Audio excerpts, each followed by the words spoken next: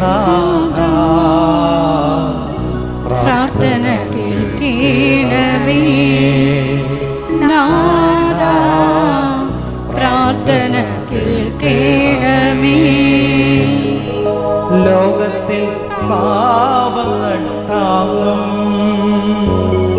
ദൈവത്തിൻ മേഷമേ നാഥാ, ഞങ്ങളിൽ കനിയണമേ നാഥാ, ഞങ്ങളിൽ കനിയണമേ.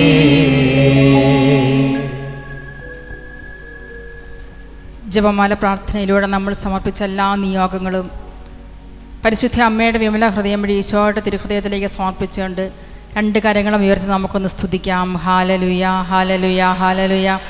അധരം തുറന്ന് സ്വരമുയർത്തി സർവശക്തിയോടുകൂടി നല്ല ദൈവത്തെ ആരാധിക്കുന്നു. ഹാലലുയ ഹാലലുയ ഹാലലുയ. ഈശോയെ ആരാധന ആരാധന ആരാധന ആരാധന ആരാധന ആരാധന. ഹാലലുയ ഹാലലുയ ഹാലലുയ ഹാലലുയ. നമുക്ക് ഈ വചനം ഒന്ന് ഏറ്റുപറയാം. നമുക്കിരിക്കാം. ഈ വചനം ഒന്ന് ഏറ്റുപറയാം. ഭയപ്പെടേണ്ട. അല്പം കൂടി സ്വരമുയർത്തി. ഈ വചനം നമ്മൾ അഭിഷേകമായിട്ട് നിറയണം. ഭയപ്പെടേണ്ട, ഞാൻ നിന്നോടുകൂടെയുണ്ട്. സംഭ്രമിക്കേണ്ട, ഞാനാണ് നിൻ്റെ ദൈവം. സംഭ്രമിക്കേണ്ട, ഞാനാണ് നിൻ്റെ ദൈവം. ഞാൻ നിന്നെ ശക്തിപ്പെടുത്തുകയും സഹായിക്കുകയും ചെയ്യും. എൻ്റെ വിജയകരമായ വലത്ത് കൈകൊണ്ട് ഞാൻ നിന്നെ താങ്ങി നിർത്തും. ഹാലലുയ ഹാലലുയ ഹാലലുയ ഹാലലുയ.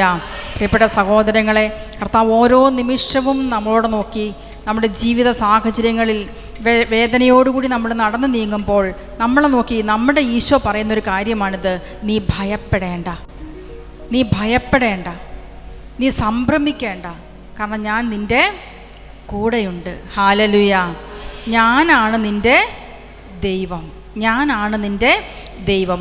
ഞാൻ നിൻ്റെ വലത് കൈ പിടിച്ചിട്ടുണ്ട്. ഞാൻ നിന്നെ ശക്തിപ്പെടുത്തും. എൻ്റെ വിജയകരമായ വലത് കൈ കൊണ്ട് ഞാൻ നിന്നെ താങ്ങി നിർത്തും. പ്രിയപ്പെട്ടവരെ, വീണ്ടും നമ്മൾ താഴോട്ട് വരുമ്പോൾ കാണുന്നുണ്ട് യെശയ്യാ പ്രവാചകൻ്റെ പുസ്തകം 41-ാമത്തെ അധ്യായത്തിൽ 13-ാമത്തെ വചനത്തിൽ, നിൻ്റെ ദൈവവും കർത്താവുമായ ഞാനാണ് നിൻ്റെ വലത് കൈ പിടിച്ചിരിക്കുന്നത്. എന്നിട്ട് ഈശോ പറയുകയാണ്, ഞാനാണ് പറയുന്നത്, ഭയപ്പെടേണ്ട, ഞാൻ നിന്നെ സഹായിക്കും. ഹാലലുയ ഹാലലുയ. ഭയപ്പെടേണ്ട, ഞാൻ നിന്നെ സഹായിക്കും. അതുകൊണ്ട് ഈ വചനം വലതുകരം ഒന്ന് ഹൃദയത്തോട് ചേർത്ത് വെച്ചിട്ട് പറയണം. നമ്മൾ ഈ ആലയത്തിലേക്ക് കടന്നു വന്നപ്പോൾ നമ്മുടെ ഹൃദയത്തിൽ ഒത്തിരിയേറെ പ്രാർത്ഥനാ നിയോഗങ്ങളുണ്ട്, അല്ലേ? ഇന്ന് രാവിലെ പ്രഭാതത്തിൽ പലരും സിസ്റ്ററിനോട് പങ്കുവെച്ചു, സിസ്റ്റർ പ്രാർത്ഥിക്കണേ, പല പ്രാർത്ഥനാ നിയോഗങ്ങളും പറഞ്ഞു, അല്ലേ? പ്രാർത്ഥിക്കണമേ. അപ്പോൾ ഈ പ്രാർത്ഥനാ നിയോഗങ്ങളും നമ്മുടെ വേദനകളും നമ്മുടെ സങ്കടങ്ങളും ഒക്കെ ആര് കാണുന്നുണ്ട്?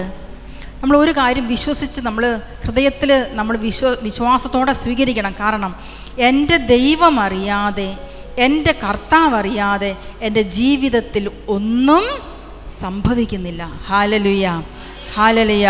ഒന്ന് പറഞ്ഞേ, എൻ്റെ ഈശോ അറിയാതെ, എൻ്റെ കർത്താവ് അറിയാതെ എൻ്റെ ജീവിതത്തിൽ ഒന്നും സംഭവിക്കുന്നില്ല, ഒന്നും സംഭവിക്കുന്നില്ല. ഹാലലുയ ഹാലലുയ ഹാലലുയ. നമ്മുടെ ജീവിത പ്രശ്നങ്ങളിലേക്ക് നോക്കി നമ്മൾ പതറി നിൽക്കുമ്പോൾ ഈശോ നമ്മോട് പറയുന്നതാണ്, നീ ഭയപ്പെടേണ്ട, നീ ഭയപ്പെടേണ്ട, നിൻ്റെ കാല് വഴുതാൻ ഞാൻ സമ്മതിക്കത്തില്ല, നിന്നെ കാക്കുന്ന ഞാൻ ഉറക്കം തൂങ്ങുകയില്ല. ഹാലലുയ ഹാലലുയ. ഞാൻ നിൻ്റെ കൂടെയുണ്ട്. പ്രിയപ്പെട്ടവരെ, ഈ ഒരു അനുഭവം സ്വന്തമാക്കി വേണം നമ്മുടെ ജീവിതത്തിലെ ഓരോ നിമിഷവും നമ്മൾ മുന്നോട്ട് പോകാൻ. അപ്പം എൻ്റെ കൂടെ നടക്കുന്ന ദൈവം, എൻ്റെ കൂടെ നടക്കുന്ന, എന്നെ മനസ്സിലാക്കുന്ന എൻ്റെ ഈശോ എൻ്റെ കൂടെ ഉണ്ട് എന്ന് ഹൃദയത്തിൽ, ഉള്ളിൻ്റെ ഉള്ളിൽ ഏത് പ്രതിസന്ധിയിലും ഞാൻ വിശ്വസിക്കണം. ഹാലലുയ. വിശ്വാസത്തിലൂടെ ഈശോയുടെ സാന്നിധ്യം നമ്മൾ അനുഭവിച്ചറിയണം. Hallelujah hallelujah. സ്വരമുയർത്തി പറഞ്ഞേ ഹല്ലേലുയ. ഇനി പ്രതിസന്ധിയിൽ എങ്ങനെയുള്ള ഒരു വിശ്വാസം നമ്മൾ കാത്തു സൂക്ഷിക്കണമെന്ന് ദാനിയേൽ പ്രവാചകൻ്റെ പുസ്തകത്തിൽ 3-ാമത്തെ അധ്യായത്തിൽ നമ്മൾ പലപ്പോഴും കേട്ടിട്ടുള്ള വചനമാണ്. അല്ലേ? ഓരോ കാലഘട്ടത്തിലും നമുക്കറിയാം കർത്താവിൻ്റെ വചനം ഓരോ കാലഘട്ടത്തിലും നമുക്ക് ആവശ്യമായ സന്ദേശങ്ങൾ ആ സമയത്ത് തരും. ഇപ്പം നമ്മൾ ധ്യാനങ്ങൾക്ക് മുൻപ് 2 വർഷം മുൻപ് വായിച്ചിട്ടുള്ളതായിരിക്കാം ഇത്. പക്ഷേ ഇപ്പോൾ ഞാൻ വായിക്കുമ്പോൾ, ഇപ്പോൾ ഞാൻ പ്രാർത്ഥിക്കുമ്പോൾ ഈ സമയത്ത് എനിക്ക് പുതിയൊരു സന്ദേശമാണ് ഈശോ ഇതിലൂടെ നൽകുന്നത്. Hallelujah, hallelujah. ഇവിടെ നമ്മൾ കാണുന്നുണ്ട് 3 യുവാക്കന്മാർ, അല്ലേ? അവർക്കൊരു മുൻപിൽ ഒരു വലിയ പ്രതിസന്ധി വന്നു. അപ്പോൾ ഇവരെന്താ ചെയ്തത്? ഇവരുടെ കാലഘട്ടത്തിൽ നബൂഖദ്നേസർ രാജാവ് എന്ത് ചെയ്തു? ഒരു വലിയ സ്വർണത്തിൻ്റെ ബിംബം ഉണ്ടാക്കി, ഒരു പ്രതിമ ഉണ്ടാക്കിയിട്ട് അത് ആ ദേശത്ത്, ബാബിലോൺ ദേശത്ത് അങ്ങ് സ്ഥാപിച്ചു, പ്രതിഷ്ഠിച്ചു. എന്നിട്ട് ജനങ്ങൾക്കൊരു കൽപ്പന കൊടുത്തു, ഈ രൂപം അവിടെ, ഈ വിഗ്രഹം അവിടെ പ്രതിഷ്ഠിക്കുമ്പോൾ വാദ്യഘോഷം ഉയരും, വീണയും കിന്നരവും കൊമ്പും കാഹളവും എല്ലാം മുഴക്കും. ആ സമയത്ത് വാദ്യഘോഷം ഉയരുമ്പോൾ എല്ലാവരും എന്ത് ചെയ്യണം? ഈ പ്രതിമയെ കുമ്പിട്ട് ആരാധിക്കണം. അപ്പോൾ അവിടെ ഉണ്ടായിരുന്ന എല്ലാ ജനങ്ങളും എന്തു ചെയ്തു? ഈ രാജകൽപ്പന അനുസരിച്ചു. പക്ഷേ 3 യുവാക്കന്മാർ അനുസരിച്ചില്ല. Hallelujah, hallelujah. അവർ ആരെ ആരാധിച്ചു? ദൈവത്തെ ആരാധിച്ചു. അപ്പോൾ ഇത് മനസ്സിലാക്കിയപ്പോൾ കുറേ പേർ ചെന്ന് രാജാവിനോട് പരാതി പറഞ്ഞു, ഇവർ 3 പേരും എന്ത് ചെയ്യുന്നില്ല? ഈ 3 യുവാക്കന്മാർ നിന്റെ കൽപ്പന ലംഘിച്ചു, നിന്നെ അവരനുസരിക്കുന്നില്ല. അപ്പോൾ ഉടനെ രാജാവ് ഇവരെ വിളിച്ചു. എന്നിട്ട് ഇവരോട് പറഞ്ഞു, ഇപ്പോൾ വാദ്യഘോഷം മുഴങ്ങും, ആ സമയത്ത് നിങ്ങൾ എന്ത് ചെയ്യണം? ഈ പ്രതിമയെ സാഷ്ടാംഗം വീണ് ആരാധിക്കണം. അപ്പോൾ ഇവരെന്താണ് മറുപടി പറഞ്ഞത്? രാജാവേ, ഞങ്ങളത് ചെയ്യില്ല. നീ ഉണ്ടാക്കിയ ഈ പ്രതിമയെ ഞങ്ങൾ ആരാധിക്കില്ല. ഞങ്ങൾ ഞങ്ങളുടെ സത്യദൈവത്തെ ആരാധിക്കും. അപ്പോൾ ഈ രാജാവ് എന്ത് പറഞ്ഞു? നിങ്ങൾ എന്നെ അനുസരിക്കുന്നെങ്കിൽ ഇല്ലെങ്കിൽ നിങ്ങളെ ഞാൻ എരിയുന്ന തീച്ചൂളയിലേക്ക് എറിയും. ഇവർ പതറിയോ? ഇവർ പറഞ്ഞു, ഇവരെന്താ പറഞ്ഞത്? ഞങ്ങളെ നീ എരിയുന്ന തീച്ചൂളയിലേക്ക് എറിഞ്ഞാലും ഞങ്ങളുടെ ദൈവം ഞങ്ങളെ രക്ഷിക്കും. പ്രിയപ്പെട്ടവരെ, മുന്നിലൊരു പ്രതിസന്ധി, അവർക്ക് പ്രതീക്ഷയ്ക്ക് സാധ്യതയില്ലാത്ത വിധത്തിൽ ഒരു പ്രതിസന്ധി മുന്നിൽ വന്ന് നിൽക്കുകയാണ്. പക്ഷേ അവർ ഹൃദയത്തിൽ വിശ്വസിച്ച് അധരം കൊണ്ട് അത് ഏറ്റുപറയുകയാണ്, നീ ഞങ്ങളെ എരിയുന്ന തീച്ചൂളയിലേക്ക് എറിഞ്ഞാലും ഞങ്ങളുടെ ദൈവം ഞങ്ങളെ രക്ഷിക്കാൻ കഴിവുള്ളവനാണ്. എന്നിട്ട് അവരൊരു വാചകം കൊണ്ട് കൂട്ടിച്ചേർത്തു രാജാവിനോട്. എന്താണ്? ഇനി ഞങ്ങളുടെ ദൈവം ഞങ്ങളെ രക്ഷിച്ചില്ലെങ്കിൽ പോലും ഞങ്ങളുടെ ദൈവത്തെ ഞങ്ങൾ തള്ളിപ്പറയില്ല. Hallelujah, hallelujah. ഞങ്ങളുടെ ദൈവത്തെ ഞങ്ങൾ തള്ളിപ്പറയില്ല, ഞങ്ങളുടെ ദൈവത്തെ തന്നെ ഞങ്ങൾ ആരാധിക്കും. പ്രിയപ്പെട്ടവരെ, അങ്ങനെ തീരുമാനമെടുത്ത ഈ മക്കളുടെ ജീവിതത്തിലേക്ക് നമ്മൾ കാണുന്ന എന്താണ്? രാജാവ് വലിയ കോപത്തോടെ ഇവരെ അഗ്നിയിലേക്ക് വലിച്ചെറിഞ്ഞു. പക്ഷേ ദൈവത്തിൻ്റെ ദൂതൻ, അല്ലേ, ഇവരോടൊപ്പം ഇറങ്ങി വന്ന് അഗ്നിയുടെ മധ്യത്തിൽ ജലകണങ്ങൾ കൊണ്ട് ഒരു കോട്ട കെട്ടി ഇവർക്ക് പൊള്ളലേൽക്കാതെ സംരക്ഷണം നൽകി. Hallelujah, hallelujah. ഇതാണ് പ്രിയപ്പെട്ടവരെ, ഏത് പ്രതിസന്ധിയിലുകൂടി നമ്മൾ കടന്നു പോകുമ്പോഴും നമ്മൾ വിശ്വസിക്കുന്ന ദൈവം ഇതുപോലെ നമ്മളെ സംരക്ഷിക്കും. ഈ സംരക്ഷണം ഇവരുടെ ജീവിതത്തിലേക്ക് കടന്നു വന്ന് എങ്ങനെയാണെന്ന് അറിയാമോ? ആ അഗ്നിജ്വാലകൾക്കുള്ളിൽ കിടന്നുകൊണ്ട് ഇവർ ദൈവത്തെ ആരാധിച്ചു. Hallelujah, hallelujah. സ്വരമുയർത്തി പറഞ്ഞേ ഹല്ലേലൂയ. അതുകൊണ്ട് പ്രിയപ്പെട്ട സഹോദരങ്ങളെ, ഈ പ്രതിസന്ധിയിൽ, നിങ്ങളായിരിക്കുന്ന നിങ്ങളുടെ ജീവിതത്തിൻ്റെ പ്രതിസന്ധിയിൽ നമ്മളൊന്ന് പാട്ടുപാടി കരങ്ങളടിച്ച് ദൈവത്തെ ഒന്ന് ആരാധിക്കാൻ പോവുകയാണ്. നമുക്ക് എഴുന്നേറ്റ് നിൽക്കാം. നന്നായിട്ട് ഈശോയെ ആരാധിക്കുക. അന്ന് അവരെ രക്ഷിച്ച ദൈവം ഇന്നും ശക്തനായ ദൈവം എൻ്റെയും നിങ്ങളുടെയും ഒക്കെ ജീവിതത്തിലേക്ക് ഇറങ്ങി വന്ന് അവരെ രക്ഷിച്ചതുപോലെ തന്നെ നമ്മളെയും രക്ഷിക്കും. ദൈവത്തിൻ്റെ കരം കുറുകിപ്പോയിട്ടില്ല. ഹല്ലേലൂയ. രക്ഷിക്കാനാവാത്ത വിധം ദൈവത്തിൻ്റെ കരം കുറുകിപ്പോയിട്ടില്ല. Hallelujah, hallelujah. യേശുവേ നന്ദി, യേശുവേ സ്തുതി. നമുക്കൊന്ന് പാട്ടുപാടി സ്തുതിച്ച് ആരാധിക്കാം. നന്നായി കരങ്ങളടിച്ച് ഈ വിശ്വാസം എൻ്റെ ഹൃദയത്തിൽ ജീവിക്കണം. അതിനുള്ള കൃപ ദൈവത്തോട് നമ്മൾ ഈ നിമിഷത്തിൽ ചോദിക്കണം. കാരണം വിശ്വാസം ദൈവത്തിൻ്റെ ദാനമാണ്. അതെൻ്റെ ഹൃദയത്തിൽ കത്തിജ്വലിക്കണം. ആഴമായ വിശ്വാസത്തോടെ നന്നായി കരങ്ങളടിച്ച്, ശക്തിയോടെ കരങ്ങളടിച്ച് നന്നായിട്ട് പാടി പ്രാർത്ഥിച്ച് ആരാധിച്ചേ.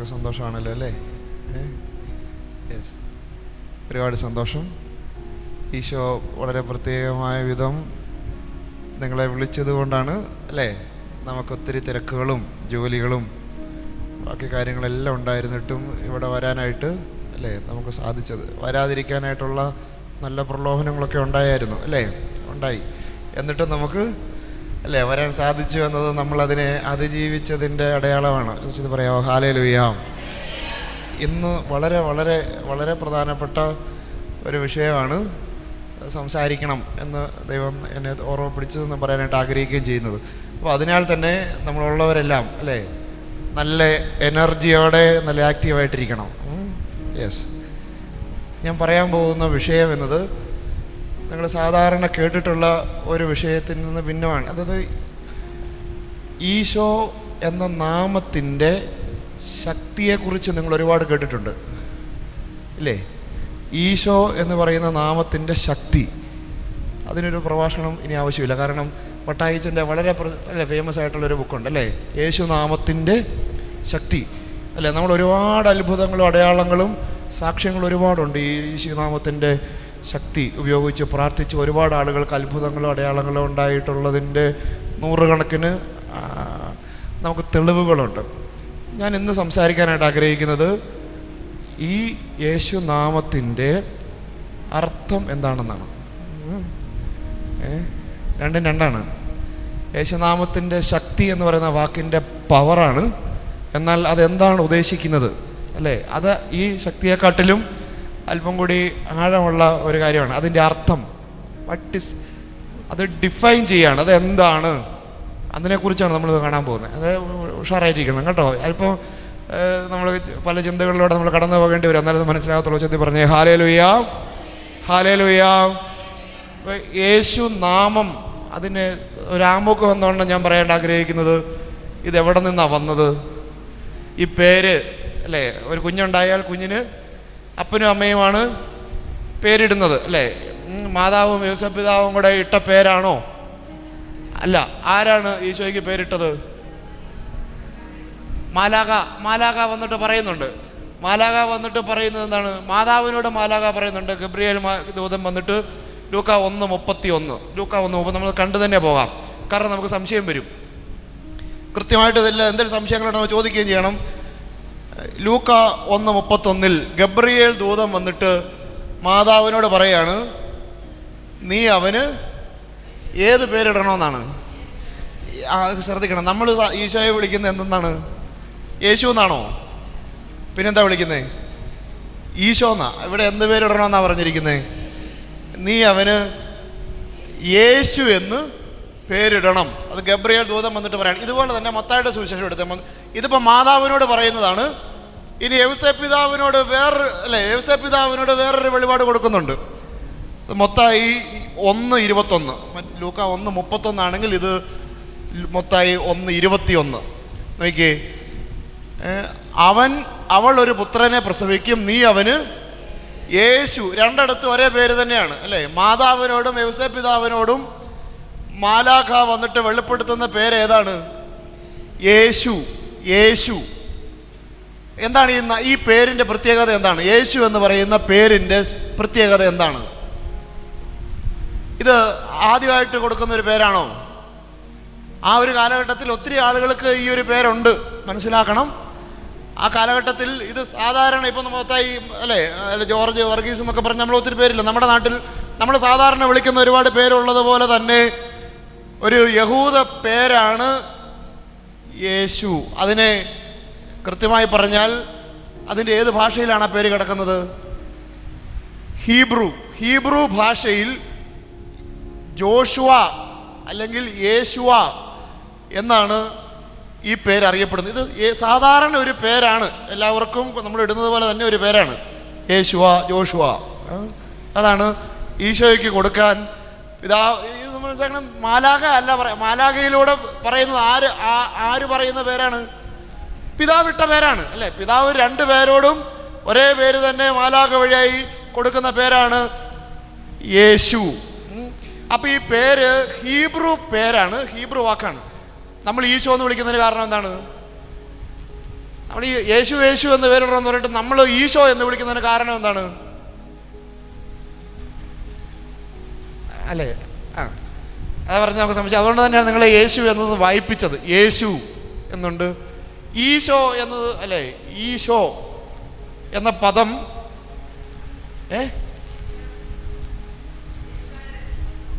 യേശുവ എന്നതിൻ്റെ ഷോർട്ട് ഫോം അല്ല. അതായത് ഇത്രേ ഉള്ളൂ. യേശു എന്നത് ഹീബ്രു പദമാണ്. യേശുവ, ജോഷുവ എന്നത് ഹീബ്രു ആണ്. ഇത് സുറിയാനിയിലേക്ക് വന്നപ്പോഴാണ് എന്തായി മാറിയത്? ഈശോ.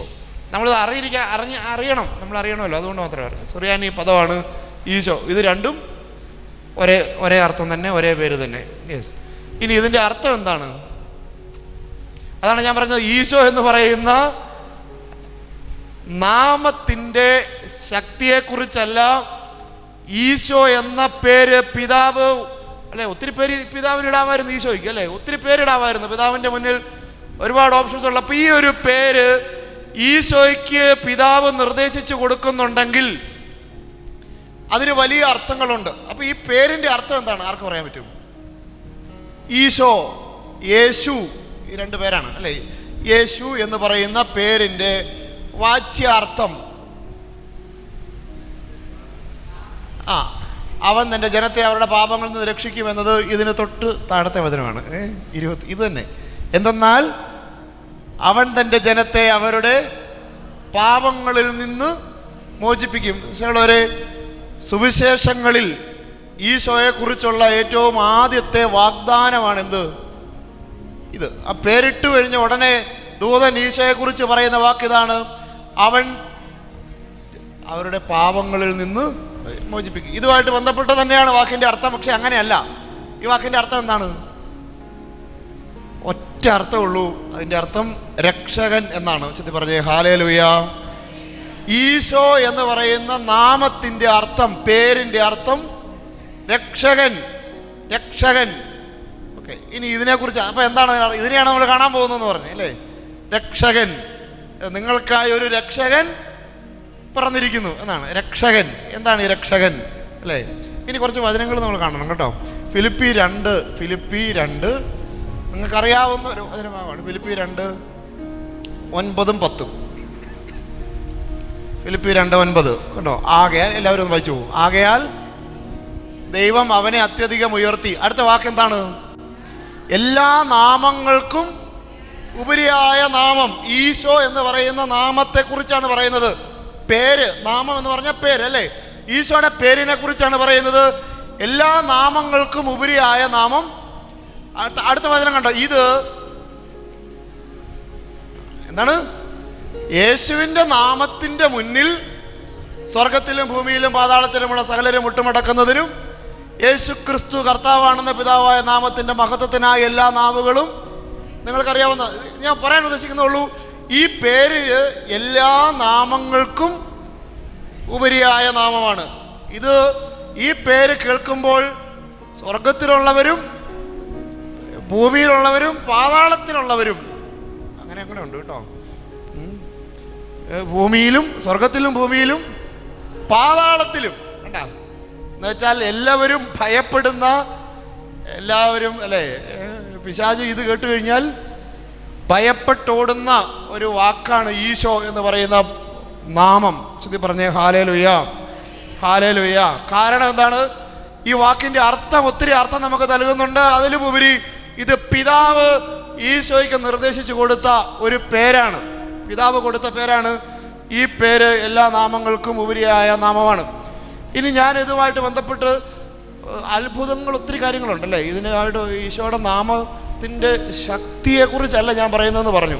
യേശുനാമത്തിൻ്റെ ശക്തിയിൽ ഒരുപാട് കാര്യങ്ങൾ അല്ലേ. എല്ലാ അത്ഭുതങ്ങളും അപ്പസ്തോല പ്രവർത്തനങ്ങളിലൊക്കെ നടക്കുന്നത് മുഴുവനും അല്ലേ. പത്രോസ് പറയുന്നുണ്ട് എന്താണ്? നസറായനായ യേശുവിൻ്റെ നാമത്തിൽ നീ എഴുന്നേറ്റ് നടക്കുക, അത്രേ ഉള്ളൂ. ഇപ്പോൾ നമ്മുടെ എല്ലാ ധ്യാന ശുശ്രൂഷകളിലും നമ്മൾ പ്രാർത്ഥിക്കുന്ന ഡെലിവറൻസ് മുഴുവൻ എങ്ങനെയാണ്? യേശുവിൻ്റെ നാമത്തിൽ ഇറങ്ങിപ്പോടാ എന്നാണ് പറയുന്നത്. യേശുവിൻ്റെ നാമത്തിൽ സൗഖ്യം ഉണ്ടാകട്ടെ എന്നാണ് പറയുന്നത്. മുഴുവൻ അത്ഭുതങ്ങളും അടയാളങ്ങളും യേശുവിൻ്റെ നാമത്തിലാണ് നടക്കുന്നത്. നമ്മൾ അത്ഭുതങ്ങളും അടയാളങ്ങളെ കുറിച്ചല്ല, ഈ വാക്കിൻ്റെ അർത്ഥത്തെക്കുറിച്ചാണ് നമ്മൾ കാണുന്നത്. ശ്രദ്ധിക്കുക, ഇതിൻ്റെ അർത്ഥം, ഒന്നാമത്തെ അർത്ഥം ഞാൻ പറയാമെന്ന് ശ്രദ്ധിക്കുക. ഒറ്റ അർത്ഥമുള്ളൂ. എന്താണിത്? രക്ഷകൻ. ഇനി എന്താണ് രക്ഷ? രക്ഷകൻ എന്ന് പറഞ്ഞാൽ ഇതിൻ്റെ ഏറ്റവും മർമ്മമായ കാര്യങ്ങളാണ് നമ്മൾ സംസാരിക്കുന്നത്. രക്ഷ എന്നാൽ എന്ത്? നമ്മളെപ്പോഴും പറയുന്ന ഒരു കാര്യമാണ് അല്ലേ, ഈശോ എന്ത് ചെയ്തു? പാപത്തിന്റെ അടിമത്തത്തിൽ നിന്ന് നമ്മളെ രക്ഷിച്ചു. അല്ലെങ്കിൽ രക്ഷകനായ അല്ലേ, ഏകനാമമുള്ളൂ അല്ലേ, രക്ഷാകര നാമം. ഈ രക്ഷ രക്ഷ രക്ഷ എന്ന് പറയുന്നത് എന്താണ്? രക്ഷ കൊണ്ട്, ആ വാക്കുകൊണ്ട് നമ്മൾ എന്താണ് അർത്ഥമാക്കുന്നത്? പാപങ്ങളുടെ മോചനം ഒന്ന്, അതൊരു ശരിയായ അർത്ഥമാണ്. അത് മാത്രമല്ല, അതിൻ്റെ ഒരു ഭാഗം മാത്രം അല്ലേ. രക്ഷ എന്ന് പറഞ്ഞാൽ എന്താണ് നമ്മൾ അർത്ഥമാക്കുന്നത്? ഞാൻ ശരിക്കും രക്ഷിക്കപ്പെട്ട ആളാണോ? മറ്റവരില്ലേ, അവർ വന്ന് ചോദിക്കുന്ന ചോദ്യമാണ് അല്ലേ, നീ രക്ഷിക്കപ്പെട്ടോ ചോദിക്കുന്ന ആ ഒരു കാര്യം, അതിനെ തന്നെയാണ് നമ്മൾ കാണാൻ പോകുന്നത്. നമ്മൾ ഈ രക്ഷ എന്താണ്, നമുക്കിത് എങ്ങനെ അനുഭവിക്കാൻ പറ്റും, ഇത് നൽകുന്ന സ്വാതന്ത്ര്യം നമുക്ക് എങ്ങനെ കിട്ടും, ഈ കാര്യങ്ങളെക്കുറിച്ചാണ് നമ്മൾ കാണുന്നത്. യെസ്, ഒന്ന് അതിനും എടുത്തു. രക്ഷ എന്നാൽ ഒന്നാമത്തെ അതിൻ്റെ അർത്ഥം വീണ്ടെടുപ്പ് എന്നാണ്. വീണ്ടെടുപ്പ്, വീണ്ടെടുപ്പ്. രക്ഷ എന്ന് പറയും ഈശോ എന്ന് പറയുന്നതിൻ്റെ പദത്തിൻ്റെ അർത്ഥം രക്ഷ എന്നാണ്. രക്ഷ എന്ന് പറയുന്നത് എന്താണ് അർത്ഥമാക്കുന്നത് അല്ലെ? കുർബാനയ്ക്കകത്ത് ഒരുപാട് തവണ രക്ഷ രക്ഷ എന്ന വാക്ക് നമ്മൾ പറയുന്നുണ്ട്. കുർബാനയ്ക്കകത്ത് പറയുന്നുണ്ട്, രക്ഷയുടെ സ്മാരകമായ ഈ രഹസ്യം ഞങ്ങൾ എന്ന് വെച്ചാൽ കുദാശ വചനത്തിന് തൊട്ട് മുമ്പ് പറയുന്നതാണ് അല്ലേ. ഒരുപാട് വാക്കുകളാണ്, എല്ലാം എടുത്ത് പറയുന്നില്ല. എന്ന് വെച്ചാൽ എന്താണ് രക്ഷ? 1 പത്രോസ് 1:18. 1 പത്രോസ് 1:18 വീണ്ടെടുപ്പിനെ കുറിച്ചാണ്. രക്ഷ എന്ന് പറഞ്ഞാൽ അത് റെഡംഷൻ, സാൽവേഷൻ ഈസ് റെഡംഷൻ എന്ന് പറയും. എന്ന് വെച്ചാൽ രക്ഷ എന്നത് വീണ്ടെടുപ്പാണ്. വീണ്ടെടുപ്പ് അത് വായിച്ചു നമുക്ക് അറിയാവുന്ന, പിതാക്കന്മാരിൽ നിന്ന് നിങ്ങൾക്ക് ലഭിച്ച വ്യർത്ഥമായ ജീവിത രീതിയിൽ നിന്ന് നിങ്ങൾ വീണ്ടെടുക്കപ്പെട്ടത് നശ്വരമായ വെള്ളിയോ സ്വർണമോ കൊണ്ടല്ല, നിങ്ങൾ അറിയുന്നല്ലോ, കറയോ കളങ്കമോ ഇല്ലാത്ത കുഞ്ഞാടിൻ്റെ പോലെയുള്ള യേശു ക്രിസ്തുവിൻ്റെ അമൂല്യ രക്തം കൊണ്ടത്രേ. എന്ന് വെച്ചാൽ ഇതിനകത്ത് പറയുന്നത് എന്താണ്? ഒരു വീണ്ടെടുപ്പിനെ കുറിച്ച് പറയുന്നുണ്ട്. വീണ്ടെടുക്കുക, വീണ്ടെടുക്കപ്പെടുക എന്നാണ്. വീണ്ടെടുക്കപ്പെടുക, നമുക്ക് നോർമലി വീണ്ടെടുക്കുക എന്ന് പറഞ്ഞ വാക്കിൻ്റെ അർത്ഥം എന്താണ്? വീണ്ടെടുക്കുക, നോർമൽ ചിന്തിച്ചേ, വീണ്ടെടുക്കുക എന്ന് പറഞ്ഞ വാക്കിൻ്റെ അർത്ഥം എന്താണ്? പാപം മോചിപ്പിച്ചു കൊടുക്കുക. ആ പാപമോചനം എന്ന് വെച്ചാൽ വീണ്ട് എന്ന് പറയുന്ന വാക്ക് നമ്മൾ കുരിശിൻ്റെ വഴിയിൽ ഒരു പ്രാർത്ഥന ചെല്ലുന്നുണ്ട്.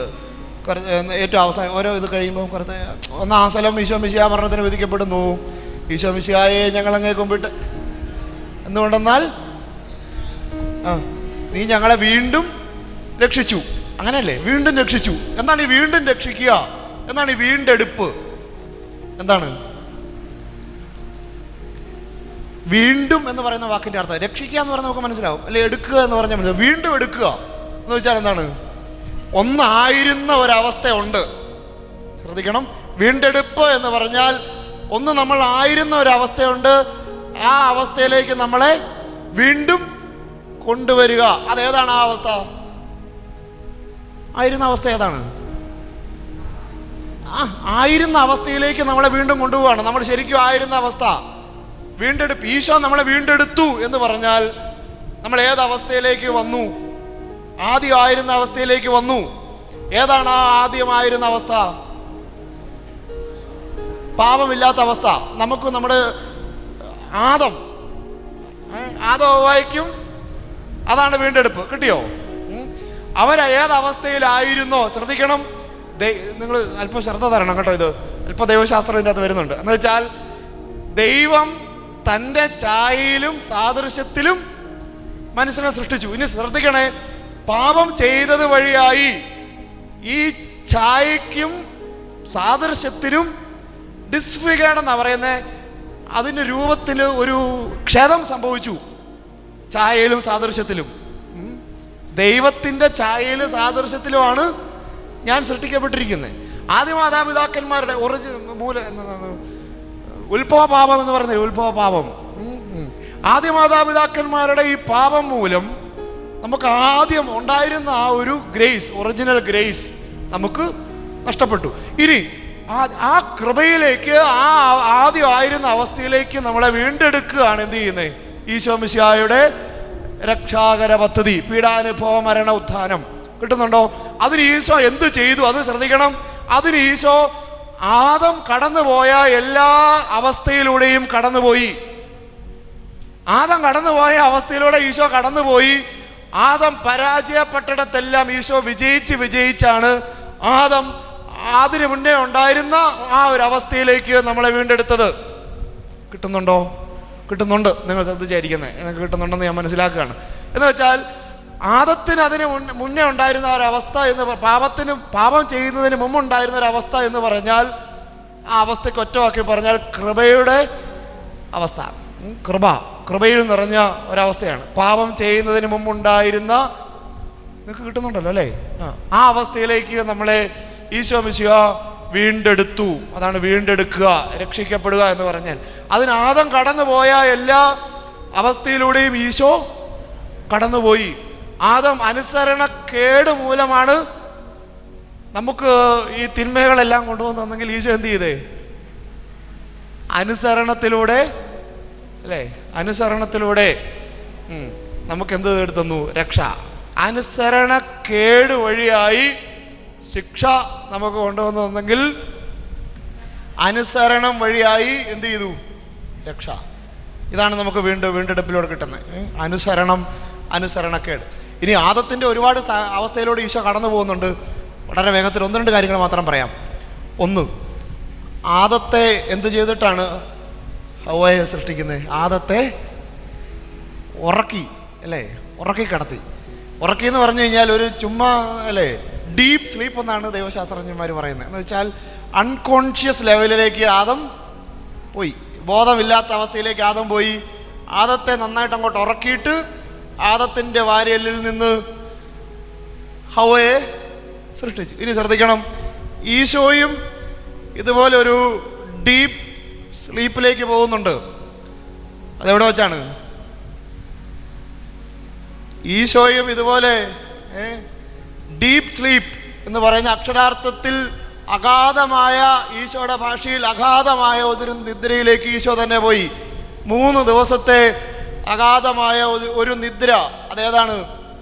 കുരിശിലെ മരണം. ഇനി ശ്രദ്ധിക്കണം, ഈ ആദം അഗാധമായ നിദ്രയിലേക്ക് കടന്നു പോയിട്ട് ആദത്തിൻ്റെ വാരിയെല്ലിൽ നിന്നുകൊണ്ടാണ് ആരെ സൃഷ്ടിക്കുന്നത്? ഹവ്വയെ. ഈശോ ഇങ്ങനെ നിദ്രയിലേക്ക് പോയിട്ട് ഈശോയുടെ വാരിയെല്ലിൽ നിന്നുകൊണ്ടാണ് ആര് രൂപം കൊള്ളുന്നത്? സഭ. കിട്ടുന്നുണ്ടോ? അതെപ്പോഴാണ്? ഈശോയുടെ വാരിയെല്ലിൽ നിന്നുകൊണ്ടാണ് സഭ രൂപം കൊള്ളുന്നത് എന്ന് പറയുന്നത് എപ്പോഴാണ്? വിലാപ്പുറത്ത് അല്ലേ, കുന്തം കൊണ്ട് കുത്തി. അപ്പോഴെന്ത് സംഭവിച്ചു? രക്തമല്ല, ഈ വെള്ളം. അങ്ങനെയാണ് സഭ വ്യാഖ്യാനിക്കുന്നത്. അവിടെ നിന്നുകൊണ്ട് എന്ത് ആരംഭിക്കുകയാണ്?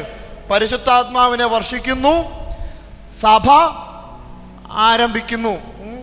എന്നിട്ട് യാദം പറയുന്നു, ഇതെൻ്റെ അസ്ഥിയുടെ അസ്ഥിയും അല്ലേ, കാണുമ്പോഴേ പറയുന്നുണ്ട് അസ്ഥിയുടെ അസ്ഥിയും മാംസത്തിൻ്റെ മാംസം എന്ന് പറയുന്നുണ്ട്. എന്നാൽ ഇതുപോലെ തന്നെ ഈ ഒരു ഭാര്യാഭർത്തൃ ബന്ധത്തിൽ തന്നെയാണ് സഭയും ഈശോയും തമ്മിലുള്ള ബന്ധത്തെ എഫേസൂസ് 5:32 പറയും അല്ലേ?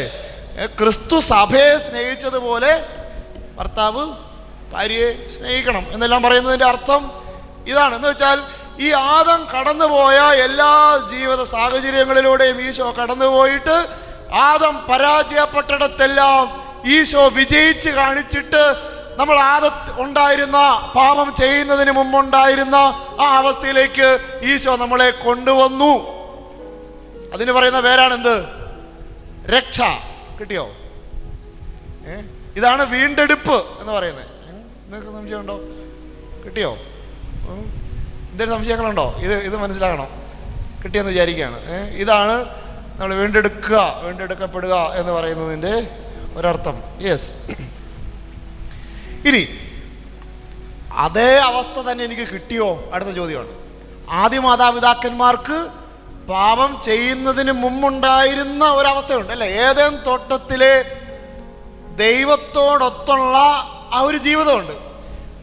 ഇനി ശ്രദ്ധിക്കണേ, അതേ ഒരു ഗ്രേസ്, അതേ ഒരു ശക്തി എനിക്കിപ്പോഴില്ല. ഇല്ല. ഈശോ മിശിഹ പീഡാനുഭവ വർണ്ണത്തിലൂടെ നമുക്ക് നേടി തന്നിട്ടുണ്ട്. ദ സെയിം ഗ്രേസ് നമുക്ക് കിട്ടുന്നത് എപ്പോഴാണെന്നറിയാവോ? നമുക്ക് കിട്ടും. എപ്പോൾ കിട്ടും?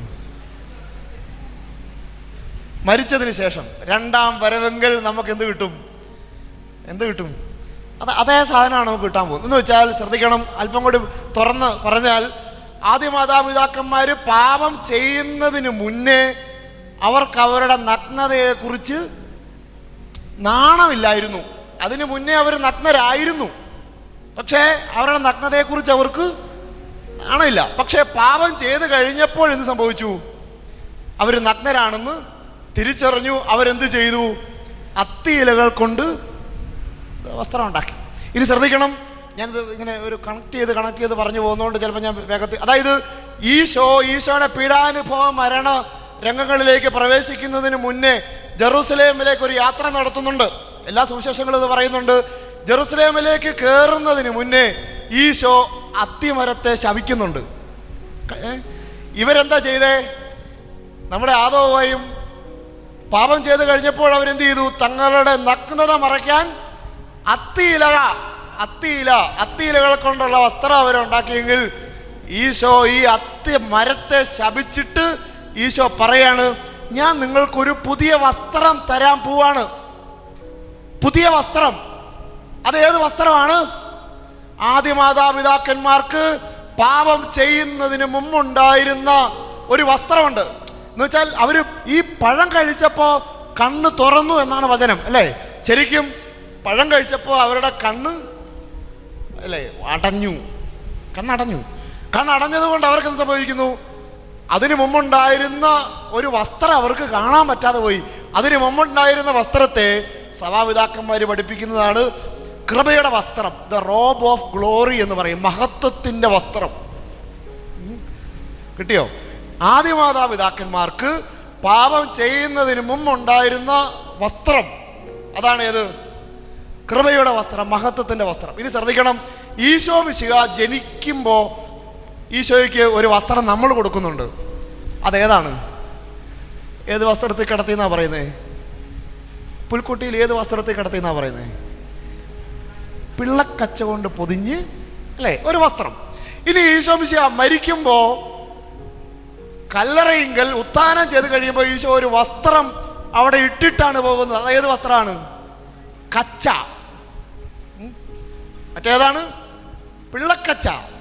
ഈശോയ്ക്ക് മനുഷ്യൻ നമ്മൾ എന്ന് വെച്ചാൽ മനുഷ്യ പ്രകൃതി. ശ്രദ്ധിക്കണം, ഈശോ മനുഷ്യാവതാരം ചെയ്തു എന്ന് വെച്ചാൽ പാപം ചെയ്യാനായിട്ടുള്ള എല്ലാ മനുഷ്യ പ്രകൃതിയോടും കൂടെ തന്നെയാണ് ഈശോ മനുഷ്യനായി അവതരിച്ചത്. എന്ന് വെച്ചാൽ ഈ പാപമംഗലമായ മനുഷ്യ പ്രകൃതിയിലേക്ക് ആദത്തിൻ്റെ പാപത്തിൻ്റെ പരിഹാരം ചെയ്യാൻ വേണ്ടി ഈശോ ഇറങ്ങി വന്നു.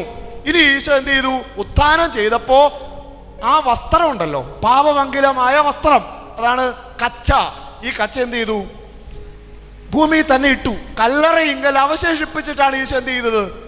ഉത്ഥാനം ചെയ്തത്. ഇത് ശ്രദ്ധിക്കണം, ഉത്ഥാനം ചെയ്ത ഈശോ നഗ്നനായിരുന്നു എന്ന് എവിടെയെങ്കിലും പറഞ്ഞിട്ടുണ്ടോ? ഇല്ല. എന്ന് വെച്ചാൽ സ്നേഹമുള്ളവരെ, ആദ്യ മാതാപിതാക്കന്മാർക്ക് ആദ്യം ഉണ്ടായിരുന്ന ഒരു വസ്ത്രം, കൃപയുടെ വസ്ത്രം, ആ വസ്ത്രമാണ് ഈശോ എന്ത് ചെയ്തത്? ഉത്ഥാനം ചെയ്തത്. ആ വസ്ത്രത്തോടു കൂടിയാണ് എന്ത് ചെയ്യുന്നത്? ഇത് വളരെ കൃത്യമായിട്ട് പറഞ്ഞാൽ ഈശോ തന്നെ പറയുന്നൊരു ഉപമയുണ്ട്, ധൂർത്തപുത്രൻ്റെ ഉപമ. ധൂർത്തപുത്രൻ പാപം ചെയ്ത് തിരിച്ചു വന്ന് നല്ല കുമ്പസാരം നടത്തിയതിന് ശേഷം പിതാവ് ധൂർത്തപുത്രനോട് പറയുന്ന കുറേ കാര്യങ്ങളുണ്ട്. നിങ്ങൾക്കറിയാം, അതുകൊണ്ട് വിശദീകരിക്കുന്നില്ല. അപ്പോൾ ഒന്നാമത് പറയുന്നത് എന്താണ്?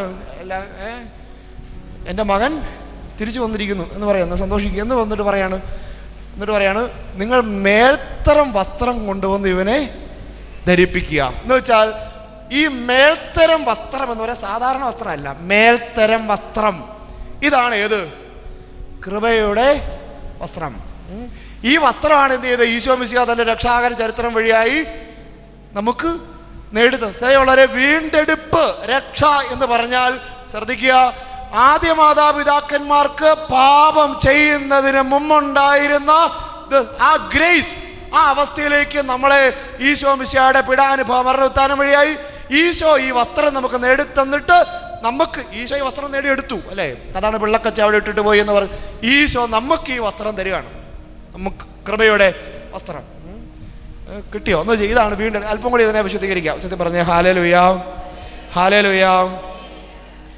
യെസ്, ഞാൻ വീണ്ടെടുക്കപ്പെട്ടവനാണോ എന്നതിനെ കുറിച്ചാണ് വീണ്ടെടുപ്പ്, രക്ഷ എന്ന് പറയുന്നതിനെ നമ്മൾ കണ്ടത്. ഈശോ ആദം കടന്നുപോയ എല്ലാ വഴികളിലൂടെയും തന്നെ കടന്നുപോയി. ആദം നഷ്ടപ്പെടുത്തിയതെല്ലാം ഈശോ കുരിശിൽ നമുക്ക് നേടിത്തന്നു. ആദം നഷ്ടപ്പെടുത്തിയിടത്തെല്ലാം ഈശോ വിജയം വരിച്ചു. ആദം നഷ്ടപ്പെടുത്തി ആദത്തിനുണ്ടായ എല്ലാ പ്രലോഭനങ്ങളിലൂടെയും ഈശോ കടന്നുപോയി. പക്ഷേ അതിന്മേലെല്ലാം വിജയം വരിച്ച് ഈശോ നമുക്ക് ഈ കൃപയുടെ വസ്ത്രം നമുക്ക് നേടിത്തന്നു. ഇനി അല്പം കൂടി നമ്മൾ കിടക്കുകയാണ്, ഒരു ഘട്ടം കിടക്കുകയാണ്, ഒരു വചനം എടുക്കാം. ഗലാത്തി 3:13 വീണ്ടെടുപ്പിനെ കുറിച്ച് തന്നെയാണ്. വീണ്ടെടുപ്പ് എന്താണ്? വീണ്ടെടുപ്പ് എന്ന് പറഞ്ഞാൽ ഒരു ഭാഗം കിട്ടി, വീണ്ടും എടുക്കുക, പഴയ ആയിരുന്ന അവസ്ഥയിലേക്ക് തിരിച്ചു കൊണ്ടുവരിക. ആദത്തിനും ഹവ്വയ്ക്കും ഏദൻ തോട്ടത്തിലായിരുന്ന അവസ്ഥയിലേക്ക് നമ്മൾ തിരിച്ചു കൊണ്ടുവരിക. തിരിച്ചു കൊണ്ടുവന്നു, പക്ഷേ പൂർണ്ണമായിട്ടില്ല. പൂർണ്ണമാകുന്ന എപ്പോഴാണ്? രണ്ടാം വരവെങ്കൽ. ഇനി ഈ വചനം വായിച്ചേ, 3:13. ക്രിസ്തു നമ്മെ പ്രതി ശപിക്കപ്പെട്ടവനായി തീർന്നുകൊണ്ട് നിയമത്തിൻ്റെ ശാപത്തിൽ നിന്ന് നമ്മെ രക്ഷിച്ചു. എന്താണ് ഇത് അർത്ഥമാക്കുന്നത്? നമ്മൾ ഈ ശാപവുമായി ബന്ധപ്പെട്ടുകൊണ്ട് ക്ലാസ് എടുക്കുമ്പം പറയുന്നൊരു വചനമാണിത്, അല്ലേ? ശാപമുണ്ട് എന്ന് പറയുന്നിടത്ത് നമ്മൾ പറയുന്നതാണ്, നമുക്കുള്ള എല്ലാ ശാപവും ആരേറ്റെടുത്തു? ഈശോ. ഇനി നമുക്കൊരു ശാപം അവശേഷിക്കുന്നില്ല.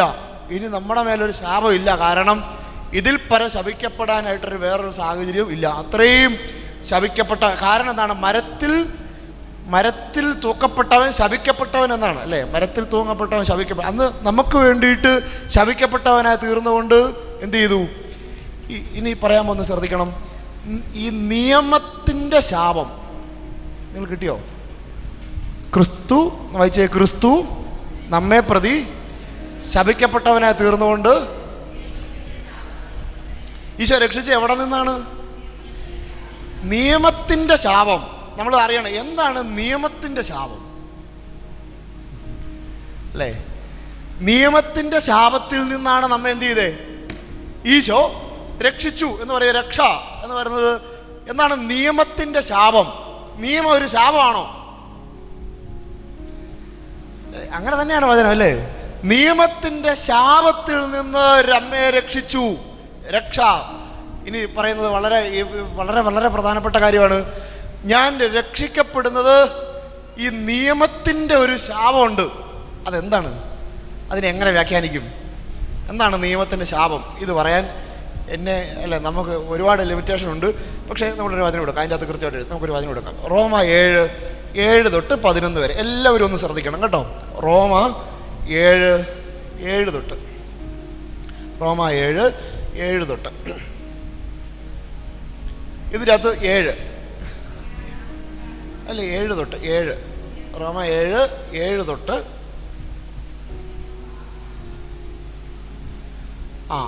7 തൊട്ട് വായിച്ചോ. ആകയാൽ നാം എന്താണ് പറയേണ്ടത്? നിയമം പാപമാണെന്നോ? ഒരിക്കലുമല്ല. എങ്കിലും നിയമമില്ലായിരുന്നെങ്കിൽ ഞാൻ, എന്താണ് അതിൻ്റെ അർത്ഥം? നിയമമില്ലായിരുന്നെങ്കിൽ ഞാൻ പാപം എന്താണെന്ന് അറിയുകയില്ലായിരുന്നു എന്ന് വെച്ചാൽ അതിൻ്റെ അർത്ഥം എന്താണ്? നിയമം ഉള്ളതുകൊണ്ടാണ്. ഇപ്പോൾ ദൈവം ആദ്യം എന്ത് പറഞ്ഞു? ആദ്യ മാതാപിതാക്കന്മാരോട് എന്ത് പറഞ്ഞു? കൽപ്പന കൊടുത്തല്ലേ? എന്ത്? ഈ തോട്ടത്തിലെ നടുവിലെ വൃക്ഷത്തിലെ ഫലം നീ തിന്നരുത്, തിന്നാൽ മരിക്കും. ഇപ്പം ആ കൽപ്പന ഇല്ലായിരുന്നെങ്കിൽ അത് തിന്നാൽ മരിക്കുമായിരുന്നോ? ഇല്ല. കിട്ടിയോ? കൽപ്പന ഉള്ളപ്പോഴാണ് അത് തിന്നുന്നത് എന്തായി മാറിയത്? പാപമായി മാറിയത്. അപ്പം എന്താണത്? കൽപ്പന എന്ന് പറഞ്ഞാൽ അതിൻ്റെ അർത്ഥം നിയമം ഉള്ളത് കൊണ്ടാണ് എന്തുണ്ടായത്? പാപം. ഇപ്പം കിട്ടിയോ?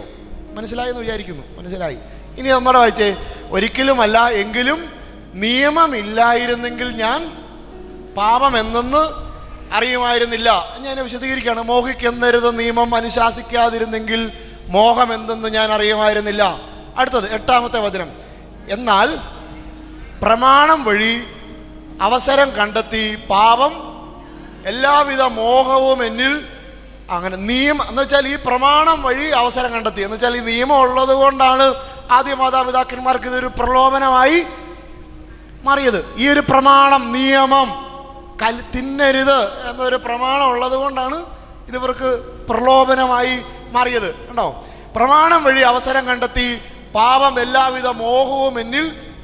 അതല്ലെങ്കിൽ ശ്രദ്ധിച്ചേ, അതല്ലെങ്കിൽ ആ പഴം അവിടെ നിന്നാൽ അവരാരും തിരിഞ്ഞു പോലും നോക്കാൻ പോകത്തില്ല. ആ പഴം അവിടെ വെറുതെ നിൽക്കുള്ളൂ. ഏതൻ തോട്ടത്തിലെ നന്മതിന്മകളെക്കുറിച്ചുള്ള അറിവിൻ്റെ വൃക്ഷത്തിൻ്റെ ഫലമാണ് ഈ പറയുന്നത്. ആ മരവും ആ പഴം അവിടെ വെറുതെ ചുമ്മാ നിൽക്കത്തേ ഉള്ളൂ. അതേസമയം കൽപ്പന കൊടുത്തു, ഇതിലെ 2 നീ തിന്നരുത്. ആ നിയമം ഉള്ളപ്പോൾ മോഹം ഉണ്ടായി, പ്രലോഭനം ഉണ്ടായി, തിന്നു. അതാണ് പ്രമാണം വഴി അവസരം കണ്ടെത്തി പാപം എല്ലാവിധ മോഹവും എന്നെ ജനിപ്പിച്ചു. നിയമത്തിൻ്റെ അഭാവത്തിൽ പാപം നിർജീവമാണ്. കാരണം നിയമം ഇല്ലെങ്കിൽ പാപമില്ല. ഇനി ഈ പറയുന്നതെല്ലാം ശ്രദ്ധിക്കണേ. ഇത്രയും ഞാൻ പറഞ്ഞത് ഇത് മുഴുവനും പഴയ നിയമത്തിൻ്റെ കാര്യങ്ങളാണ്.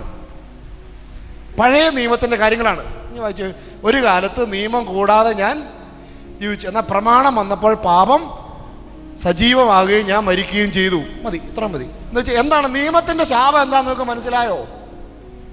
നിയമത്തിൻ്റെ ശാപം എന്താണെന്ന് മനസ്സിലായോ? എന്താണ്? നിയമം ഉള്ളത് കൊണ്ടാണ് എന്തുള്ളത്? പാപം. നിങ്ങൾക്ക് കിട്ടുന്നുണ്ടോ? ഉച്ചത്തിൽ പറഞ്ഞേ ഹല്ലേലൂയ. നിങ്ങൾക്ക് മനസ്സിലായെങ്കിൽ എല്ലാവരും, മനസ്സിലായവർ മാത്രം, ഈ നിയമത്തിൻ്റെ ശാപം എന്താണെന്ന് മനസ്സിലായവർ മാത്രം ഒന്ന് ഉച്ചത്തിൽ പറഞ്ഞേ ഹല്ലേലൂയ. എല്ലാവർക്കും മനസ്സിലായെന്ന് വിചാരിക്കുന്നു. മനസ്സിലായി നിയമത്തിൻ്റെ ശാപം എന്ന് വെച്ചാൽ ഇത്രേ ഉള്ളൂ. ഇനി ഇതിനെ പുതിയ നിയമത്തിൽ നിന്നുകൊണ്ട് നമ്മളിതിനെ വ്യാഖ്യാനിച്ചാൽ, നിയമം, കുറേ നിയമം തന്നിട്ടുണ്ട് അല്ലേ? കൽപ്പന അനുസരിച്ചാൽ അവന് രക്ഷ. കൽപ്പന അനുസരിച്ചാൽ രക്ഷ, കൽപ്പന അനുസരിച്ചില്ലെങ്കിൽ ശിക്ഷ. അപ്പോൾ ഈ കൽപ്പനയെല്ലാം അനുസരിച്ചാൽ നമുക്ക് രക്ഷപ്പെടാൻ പറ്റുമോ? ചോദ്യം നിങ്ങളോടാണ്. രക്ഷ എന്ന് പറയുന്നത് കൃത്യമായ അർത്ഥത്തിലാണ് ഞാൻ ചോദിക്കുന്നത്. ദൈവം ബൈബിളിലൂടെ തന്നിരിക്കുന്ന കൽപ്പനകളുണ്ട്, കൽപ്പന, പ്രമാണങ്ങൾ. ഈ പ്രമാണങ്ങളെല്ലാം അണുവിട വ്യതിചലിക്കാതെ അക്ഷരം പ്രതി അനുസരിച്ചാൽ ഞാൻ സ്വർഗത്തിൽ പോകുമോ? പറ, ഞാൻ പോകുമോ എന്ന ചോദ്യമാണ്. അതിൻ്റെ അകത്തൊരു അല്ലേ, എൻ്റെ ഭാഗത്തുനിന്ന് തന്നെ അതിന് ഉത്തരവുണ്ട്. പോവോ? ഇല്ല. ശ്രദ്ധിക്കണം, നിയമ അക്ഷരാർത്ഥത്തിൽ ഈ കൽപ്പനകളെല്ലാം പാലിച്ചിട്ട് എനിക്ക് സ്വർഗത്തിൽ പോകാൻ പറ്റുമായിരുന്നെങ്കിൽ ഈശോ മിശിഹ കുരിശിൽ മരിക്കേണ്ടതിൻ്റെ ആവശ്യം ഇല്ലായിരുന്നു. കിട്ടിയോ? അപ്പം ഉത്തരം കിട്ടിയോ? എന്ന് വെച്ചാൽ ഇതെല്ലാം അനുസരിച്ചു, നിയമമുണ്ട്, ഇത് പാലിച്ചാൽ രക്ഷ, പാലിച്ചില്ലെങ്കിൽ ശിക്ഷ. ഇതിനെ പറയുന്ന പേരാണ് നിയമത്തിൻ്റെ ശാപം. ഈശോ മിശിഹ എന്താ ചെയ്തേ? നിയമത്തിൻ്റെ ശാപത്തിൽ നിന്ന് നമ്മളെ രക്ഷിച്ചു. ഇനി ഒരു വചനം, ഈ വചനത്തിൽ ഈ പറഞ്ഞതിൻ്റെ എല്ലാ അർത്ഥമുണ്ട്. റോമ 6:14. ഈ വചനത്തിൽ ഇത്രയും നേരം ഞാൻ നിയമത്തിൻ്റെ ശാപത്തെക്കുറിച്ച് പറഞ്ഞതിൻ്റെ എല്ലാം അർത്ഥം, അതിൽ വീണ്ടെടുപ്പിനെ കുറിച്ച് പറഞ്ഞതിൻ്റെ എല്ലാം അർത്ഥം ഈ വചനത്തിലുണ്ട്. റോമ 6:14 വായിച്ചോ? എല്ലാവരും വായിച്ചോ? പാപം നിങ്ങളുടെ മേൽ ഭരണം നടത്തുകയില്ല, കാരണം നിങ്ങൾ എന്തിൻ്റെയാണ്? നിയമത്തിൻ്റെ കീഴിലല്ല. എന്താണ്? കൃപയ്ക്ക് കീഴിൽ. ഇത്രയും നേരം ഞാൻ ആദ്യ മാതാപിതാക്കന്മാരെ നഷ്ടപ്പെട്ടത് നമുക്ക് തിരിച്ചു തന്നു എന്ന് പറഞ്ഞ് എന്താ തിരിച്ചു തന്നത്? എന്ത് വസ്ത്രമാണ് തിരിച്ചു തന്നത്? കൃപയുടെ വസ്ത്രം, കൃപ. ഈശോ മിശിഹ നമുക്ക് നേടിത്തന്നത് ആദ്യ മാതാപിതാക്കന്മാർക്ക് പാപം ചെയ്യുന്നതിന് മുമ്പുണ്ടായിരുന്ന കൃപയുടെ അവസ്ഥ കിട്ടി. ഇനി അതിനുശേഷമാണെന്ന് പറയുന്നത് പാപം വന്നപ്പോഴാണ് നിയമം ഉണ്ടാകുന്നത് അല്ലേ? നിയമം വന്നു. ഈശോ മിശിഹ എന്ത് ചെയ്തു? ഈ നിയമത്തിൻ്റെ കീഴിൽ നിന്ന് എന്നെ മാറ്റിയിട്ട് എന്തിൻ്റെ കീഴിലേക്ക് മാറ്റി? കൃപയുടെ കീഴിൽ. ഇനി വളരെ കൃത്യമായിട്ട് ഞാൻ പറയാണ്, രക്ഷിക്കപ്പെടുക എന്ന് പറയുന്ന അവസ്ഥ, രക്ഷിക്കപ്പെടുക എന്ന് പറയുന്നത് ഞാൻ കൃപയുടെ കീഴിലായിരിക്കുന്ന അവസ്ഥയ്ക്ക് പറയുന്ന പേരാണ്. മനസ്സിലായോ? വലിയൊരു കാര്യമാണ് ഈ പറഞ്ഞത്. ഞാൻ കൃപയുടെ കീഴിൽ എന്ന് വെച്ചാൽ നിയമത്തിൻ്റെ അടിസ്ഥാനത്തിലല്ല. ഈശോ മിശിഹ അങ്ങനെ ചെയ്യരുതെന്ന് പറഞ്ഞിട്ടുള്ളത് കൊണ്ട് ഞാൻ ചെയ്യുന്നില്ല, അങ്ങനെയല്ല. ഞാൻ എന്തിൻ്റെ അടിസ്ഥാനത്തിലാണ്? കൃപയുടെ കീഴിലാണെങ്കിൽ. ശ്രദ്ധിക്കണം, ഇതിപ്പോൾ നമ്മൾ പെന്തക്കോസ്തേക്ക് ഒരുങ്ങുകയാണ് അല്ലേ? പെന്തക്കോസ്തേക്ക് ഒരുക്കമുള്ള കാലഘട്ടമാണിത്. കൃപയുടെ കീഴിലാണെങ്കിൽ ഞാൻ ആരിലായിരിക്കും സഞ്ചരിക്കുക? ഈശോ മിശിഹായിൽ, പരിശുദ്ധാത്മാവിലാണ് സഞ്ചരിക്കുക അല്ലേ? അപ്പോൾ ആ സമയത്ത് പരിശുദ്ധാത്മാവ് എന്നെ എന്ത് ചെയ്തുകൊണ്ടിരിക്കും? പരിശുദ്ധാത്മാവിൻ്റെ പ്രേരണ എന്നെ നയിച്ചുകൊണ്ടിരിക്കും. ആ സമയത്ത് ഞാൻ നിയമമല്ല നോക്കുന്നത്, ഞാൻ സ്നേഹമാണ് നോക്കുന്നത്. നിയമം ഉള്ളത് കൊണ്ടല്ല ഞാൻ പാപം ചെയ്യാതിരിക്കുന്നത്, മറിച്ച് ഈശോയോടുള്ള സ്നേഹം കൊണ്ടാണ് ഞാൻ പാപം ചെയ്യാതിരിക്കുന്നത്. നിയമത്തിൻ്റെ കീഴിൽ നിന്ന് മാറി കൃപയുടെ കീഴിലേക്ക് വരുന്നതിൻ്റെ പേരാണ് രക്ഷിക്കപ്പെടുക. അല്പം ഭയങ്കര കിട്ടുന്നുണ്ടോ നിങ്ങൾക്ക്? മനസ്സിലാവുന്നു? എന്നുവെച്ചാൽ നമ്മൾ ഈ ഈശോ രക്ഷിക്കുക, രക്ഷാകര രഹസ്യം, രക്ഷാകര കാര്യങ്ങൾ, രക്ഷാകര പദ്ധതി എന്നെല്ലാം പറയുമ്പോൾ ഞാൻ കത്തോലിക്കനാണ്, മാമോദിസ മുങ്ങിയതാണ് അല്ലേ? ബാക്കിയുള്ള ആളുകൾ രക്ഷിക്കപ്പെട്ടോ എന്ന് ചോദിച്ചുകൊണ്ട് വരുമ്പോൾ ഈ സംഭവം എന്താണെന്നുള്ളതിനെക്കുറിച്ച് നമുക്കൊരു ക്ലാരിറ്റി വേണം. രക്ഷ എന്ന് പറഞ്ഞാൽ എന്താണ്? യെസ്. ഇനി ഇതിങ്ങനെ നമുക്ക് കൂദാശകളിലൂടെയും അല്ലേ നമ്മുടെ ആത്മീയ ജീവിതത്തിൽ നമ്മളിങ്ങനെ സ്വന്തമാക്കി എടുക്കുകയാണ്. Yes yes. ഇനി എഫേസൂസ് 1:7 ഇതുമായിട്ട് ബന്ധപ്പെട്ട വചനങ്ങൾ തന്നെയാണ് പറയുന്നത്. എഫേസൂസ് 1:7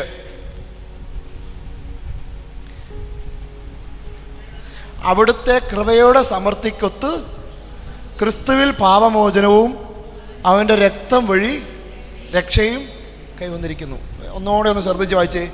അവിടുത്തെ കൃപയുടെ സമൃദ്ധിക്കൊത്ത് ക്രിസ്തുവിൽ പാപമോചനവും രക്തം വഴി രക്ഷയും കൈവന്നിരിക്കും. എന്ന് വെച്ചാൽ നമുക്ക് കൃപ വഴി കിട്ടുന്ന രണ്ട് കാര്യങ്ങളാണ്. ഒന്ന് പാപമോചനം, രണ്ട് രക്ഷ.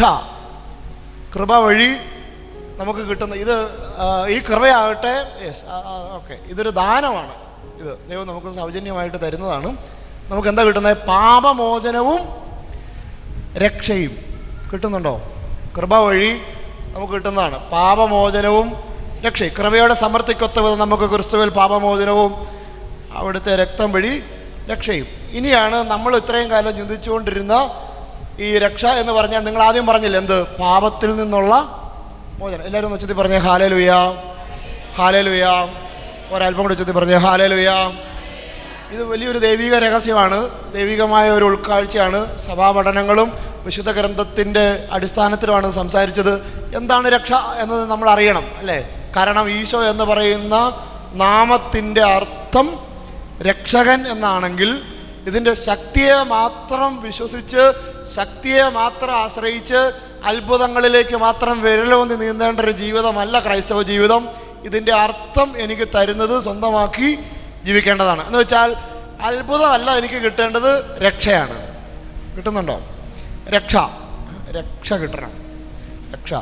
ഇത് ഈ ഈശോ മിശിഹായുടെ പീഡാനുഭവ മരണ ഉദ്ധാനങ്ങളോട് റോമ 8:2 റോമ 8:2 ഞാൻ പറഞ്ഞത്. ഇനി നമുക്ക് രക്ഷിക്കപ്പെട്ടു ഇല്ലയോ എന്ന് അറിയാനുള്ള മറ്റൊരു അടയാളമാണ്. ഞാൻ പറഞ്ഞത് കൃപയുടെ കീഴിൽ ആണ്, നിയമത്തിൻ്റെ കീഴിൽ നിന്ന് മാറി കൃപയുടെ കീഴിലേക്ക് വന്നു.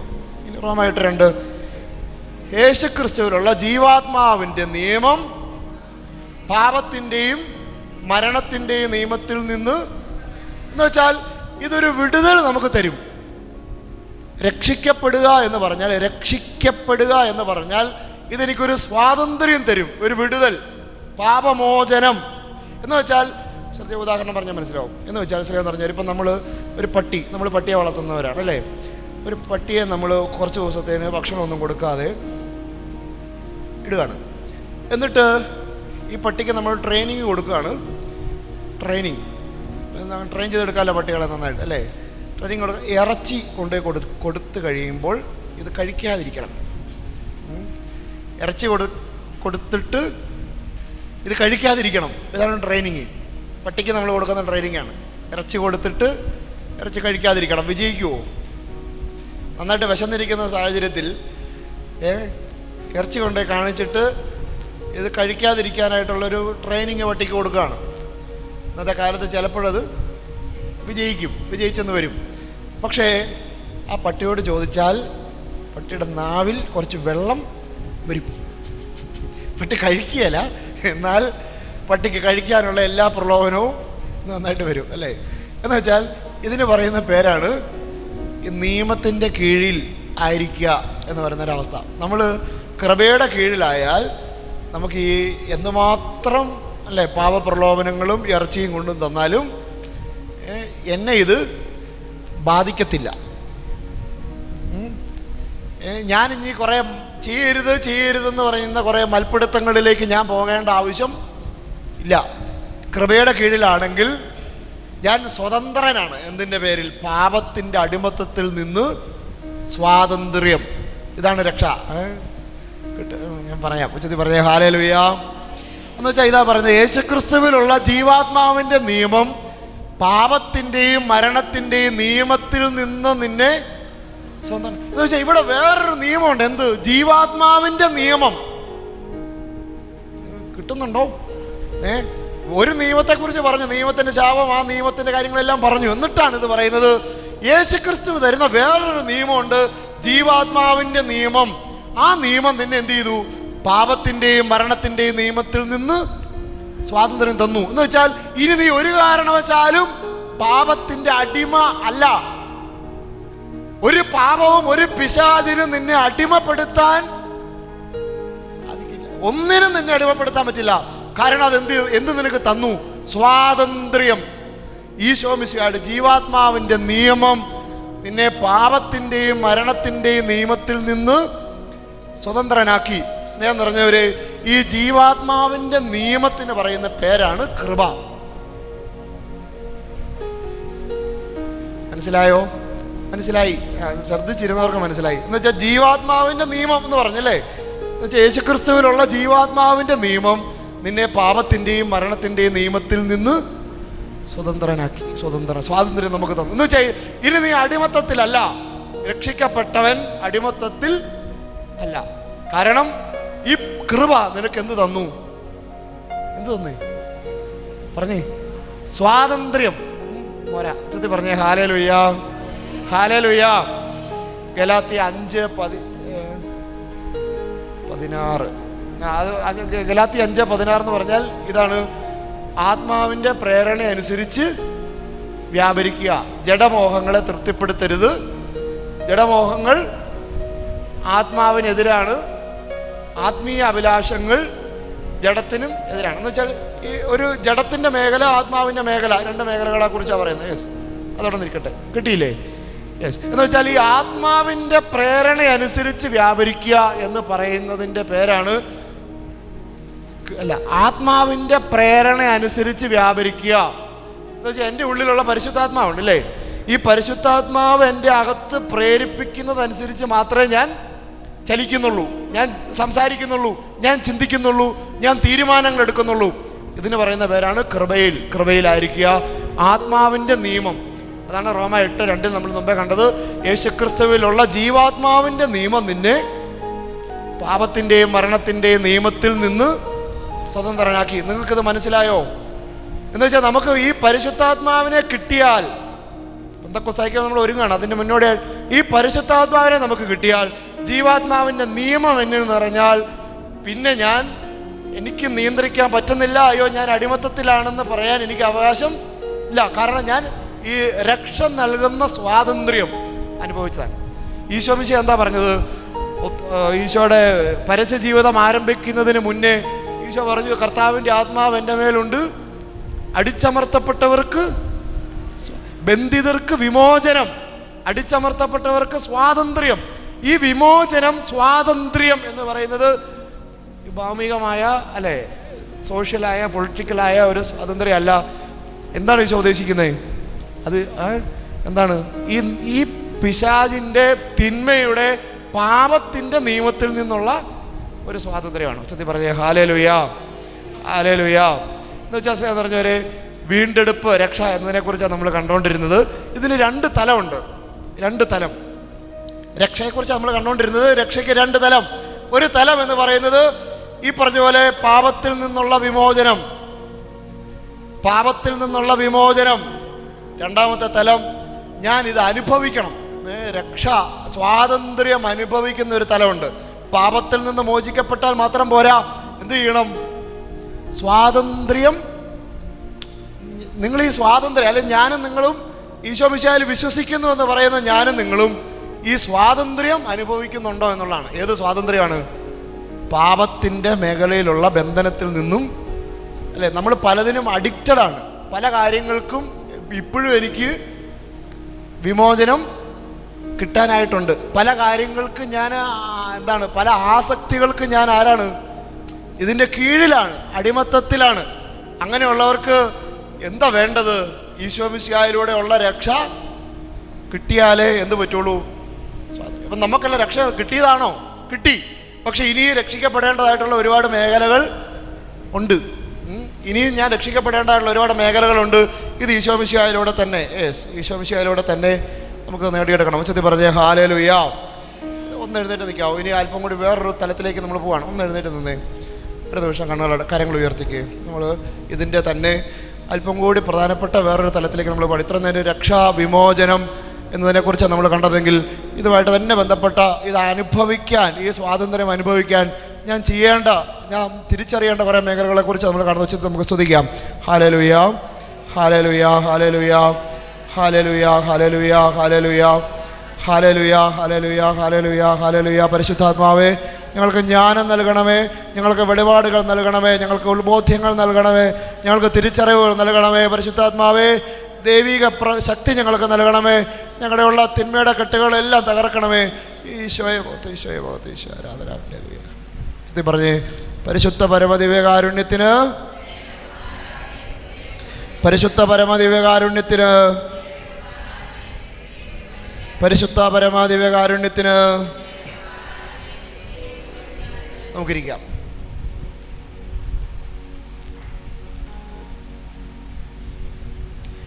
ഇനി ഇങ്ങനെ പറയുന്നത് നിങ്ങൾക്ക് എന്തെങ്കിലും സംശയം ഉണ്ടെന്ന് നിങ്ങൾക്ക് ചോദിക്കാം കേട്ടോ. നിങ്ങൾ ഫ്രീ ആണ്. ഏതെങ്കിലും തരത്തിൽ നിങ്ങൾക്ക് ഈ പറഞ്ഞതുമായി ബന്ധപ്പെട്ട് എന്തെങ്കിലും കാര്യത്തിനകത്ത് സംശയങ്ങളുണ്ടെങ്കിൽ, കാരണം അത്ര എളുപ്പമുള്ള കാര്യം അല്ല പറയുന്നതെന്ന് എനിക്ക് അറിയാം. പക്ഷേ നമ്മൾ ഈ കത്തോലിക്കരായ നമ്മൾ ധ്യാനം കൂടുകയും പ്രാർത്ഥിക്കുകയും എല്ലാം ചെയ്തിട്ട് നമ്മൾ ഈ കുഞ്ഞു കുഞ്ഞു കുറച്ച് കാര്യങ്ങൾ മാത്രം അറിഞ്ഞിട്ട് പോയാൽ മതിയോ?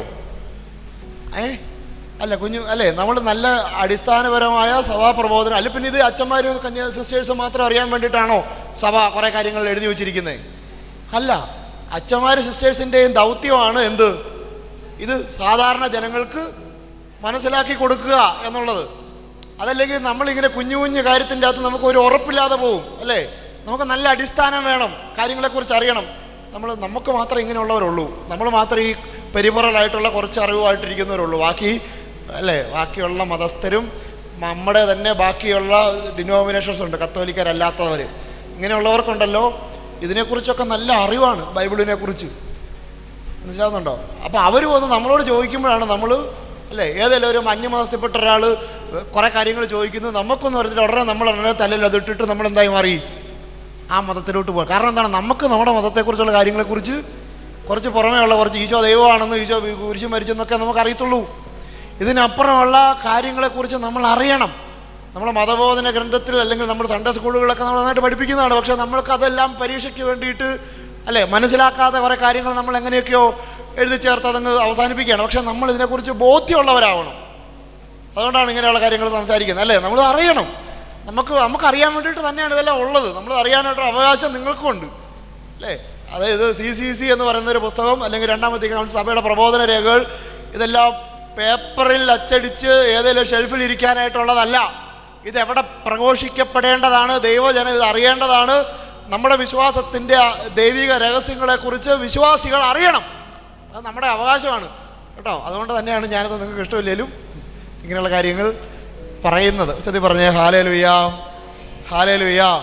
അപ്പോൾ നമ്മൾ ഇത്ര നേരം പറഞ്ഞുകൊണ്ടിരുന്നത് എന്തിനാണ്? രക്ഷ, അത് വീണ്ടെടുപ്പാണ്. അത് ഈശോ മിശിഹ നമുക്ക് തരുന്ന കൃപയാണ്, ആദ്യ മാതാപിതാക്കന്മാർക്ക് ആദ്യം ഉണ്ടായിരുന്ന ആ ഒരു കൃപയുടെ അവസ്ഥയിലേക്ക് നമ്മളെ കൊണ്ടുവന്നു. ഇത്രയും കാര്യം ഞാൻ ഇത്ര നേരം പറഞ്ഞത് നിങ്ങൾക്ക് മനസ്സിലായി എന്ന് വിചാരിക്കുകയാണ്. ഇനി അടുത്തൊരു തലം എന്ന് പറഞ്ഞാൽ ഈ രക്ഷ എന്ന് ഞാൻ പറഞ്ഞു, ഇപ്പോഴും നമ്മൾ രക്ഷിക്കപ്പെട്ടവരാണ്. എങ്ങനെ? മാമോദീസ വഴിയായി, കൂദാശകൾ സ്വീകരിക്കുന്നത് വഴിയായി നമ്മളെല്ലാവരും രക്ഷിക്കപ്പെട്ടവരാണ്, അല്ലേ? എന്ന് വെച്ചാൽ ഈ ഒരു സംഘടനാപരമായ അതല്ലെങ്കിൽ ഒരു സ്ട്രക്ചറൽ സംവിധാനത്തിൻ്റെ ഭാഗമായതിൻ്റെ പേരിൽ യാന്ത്രികമായി ഞാൻ രക്ഷിക്കപ്പെട്ടു എന്ന് പറയാൻ എനിക്ക് പറ്റുമോ? മാമോദീസ തലേ വെള്ളം വീണു, മാമോദീസ പേര് രജിസ്റ്റർ മാമോദീസ രജിസ്റ്ററിൽ പേര് വന്നു, അതിൻ്റെ പേരിൽ ഞാൻ രക്ഷിക്കപ്പെട്ടവനാണെന്ന് പറയാൻ പറ്റുമോ? ഇതെനിക്ക് രക്ഷിക്കപ്പെടാനായിട്ടുള്ള എല്ലാ സാധ്യതയും നമുക്ക് തരുന്നുണ്ട്. പക്ഷേ രക്ഷ സ്വന്തമാക്കുന്നത് എവിടെയാണ്? അത് ഞാൻ തന്നെ ചെയ്യേണ്ട പ്രവൃത്തിയാണ്, അല്ലേ? എൻ്റെ അകത്ത് ഞാൻ നടക്കേണ്ട പ്രവൃത്തികളാണ്. അതാണ് ഞാൻ പറയാൻ പോകുന്നത്. സ്നേഹമുള്ളവര്, രക്ഷ എന്നതൊരു നിരന്തര പ്രക്രിയയാണ്. ഈശോ മിശിഹ നമുക്ക് തന്നു, അത് പൂർണ്ണമായും തന്നു. ഇത് സ്വന്തമാക്കുന്നുണ്ടെങ്കിൽ എനിക്കിനിയും, ഞാൻ പറയുന്നത് എൻ്റെ കാര്യമാണ് പറയുന്നത്, എനിക്കിനിയും രക്ഷിക്കപ്പെടേണ്ടതായിട്ടുള്ള ഒരുപാട് മേഖലകൾ എൻ്റെ ജീവിതത്തിലുണ്ട്.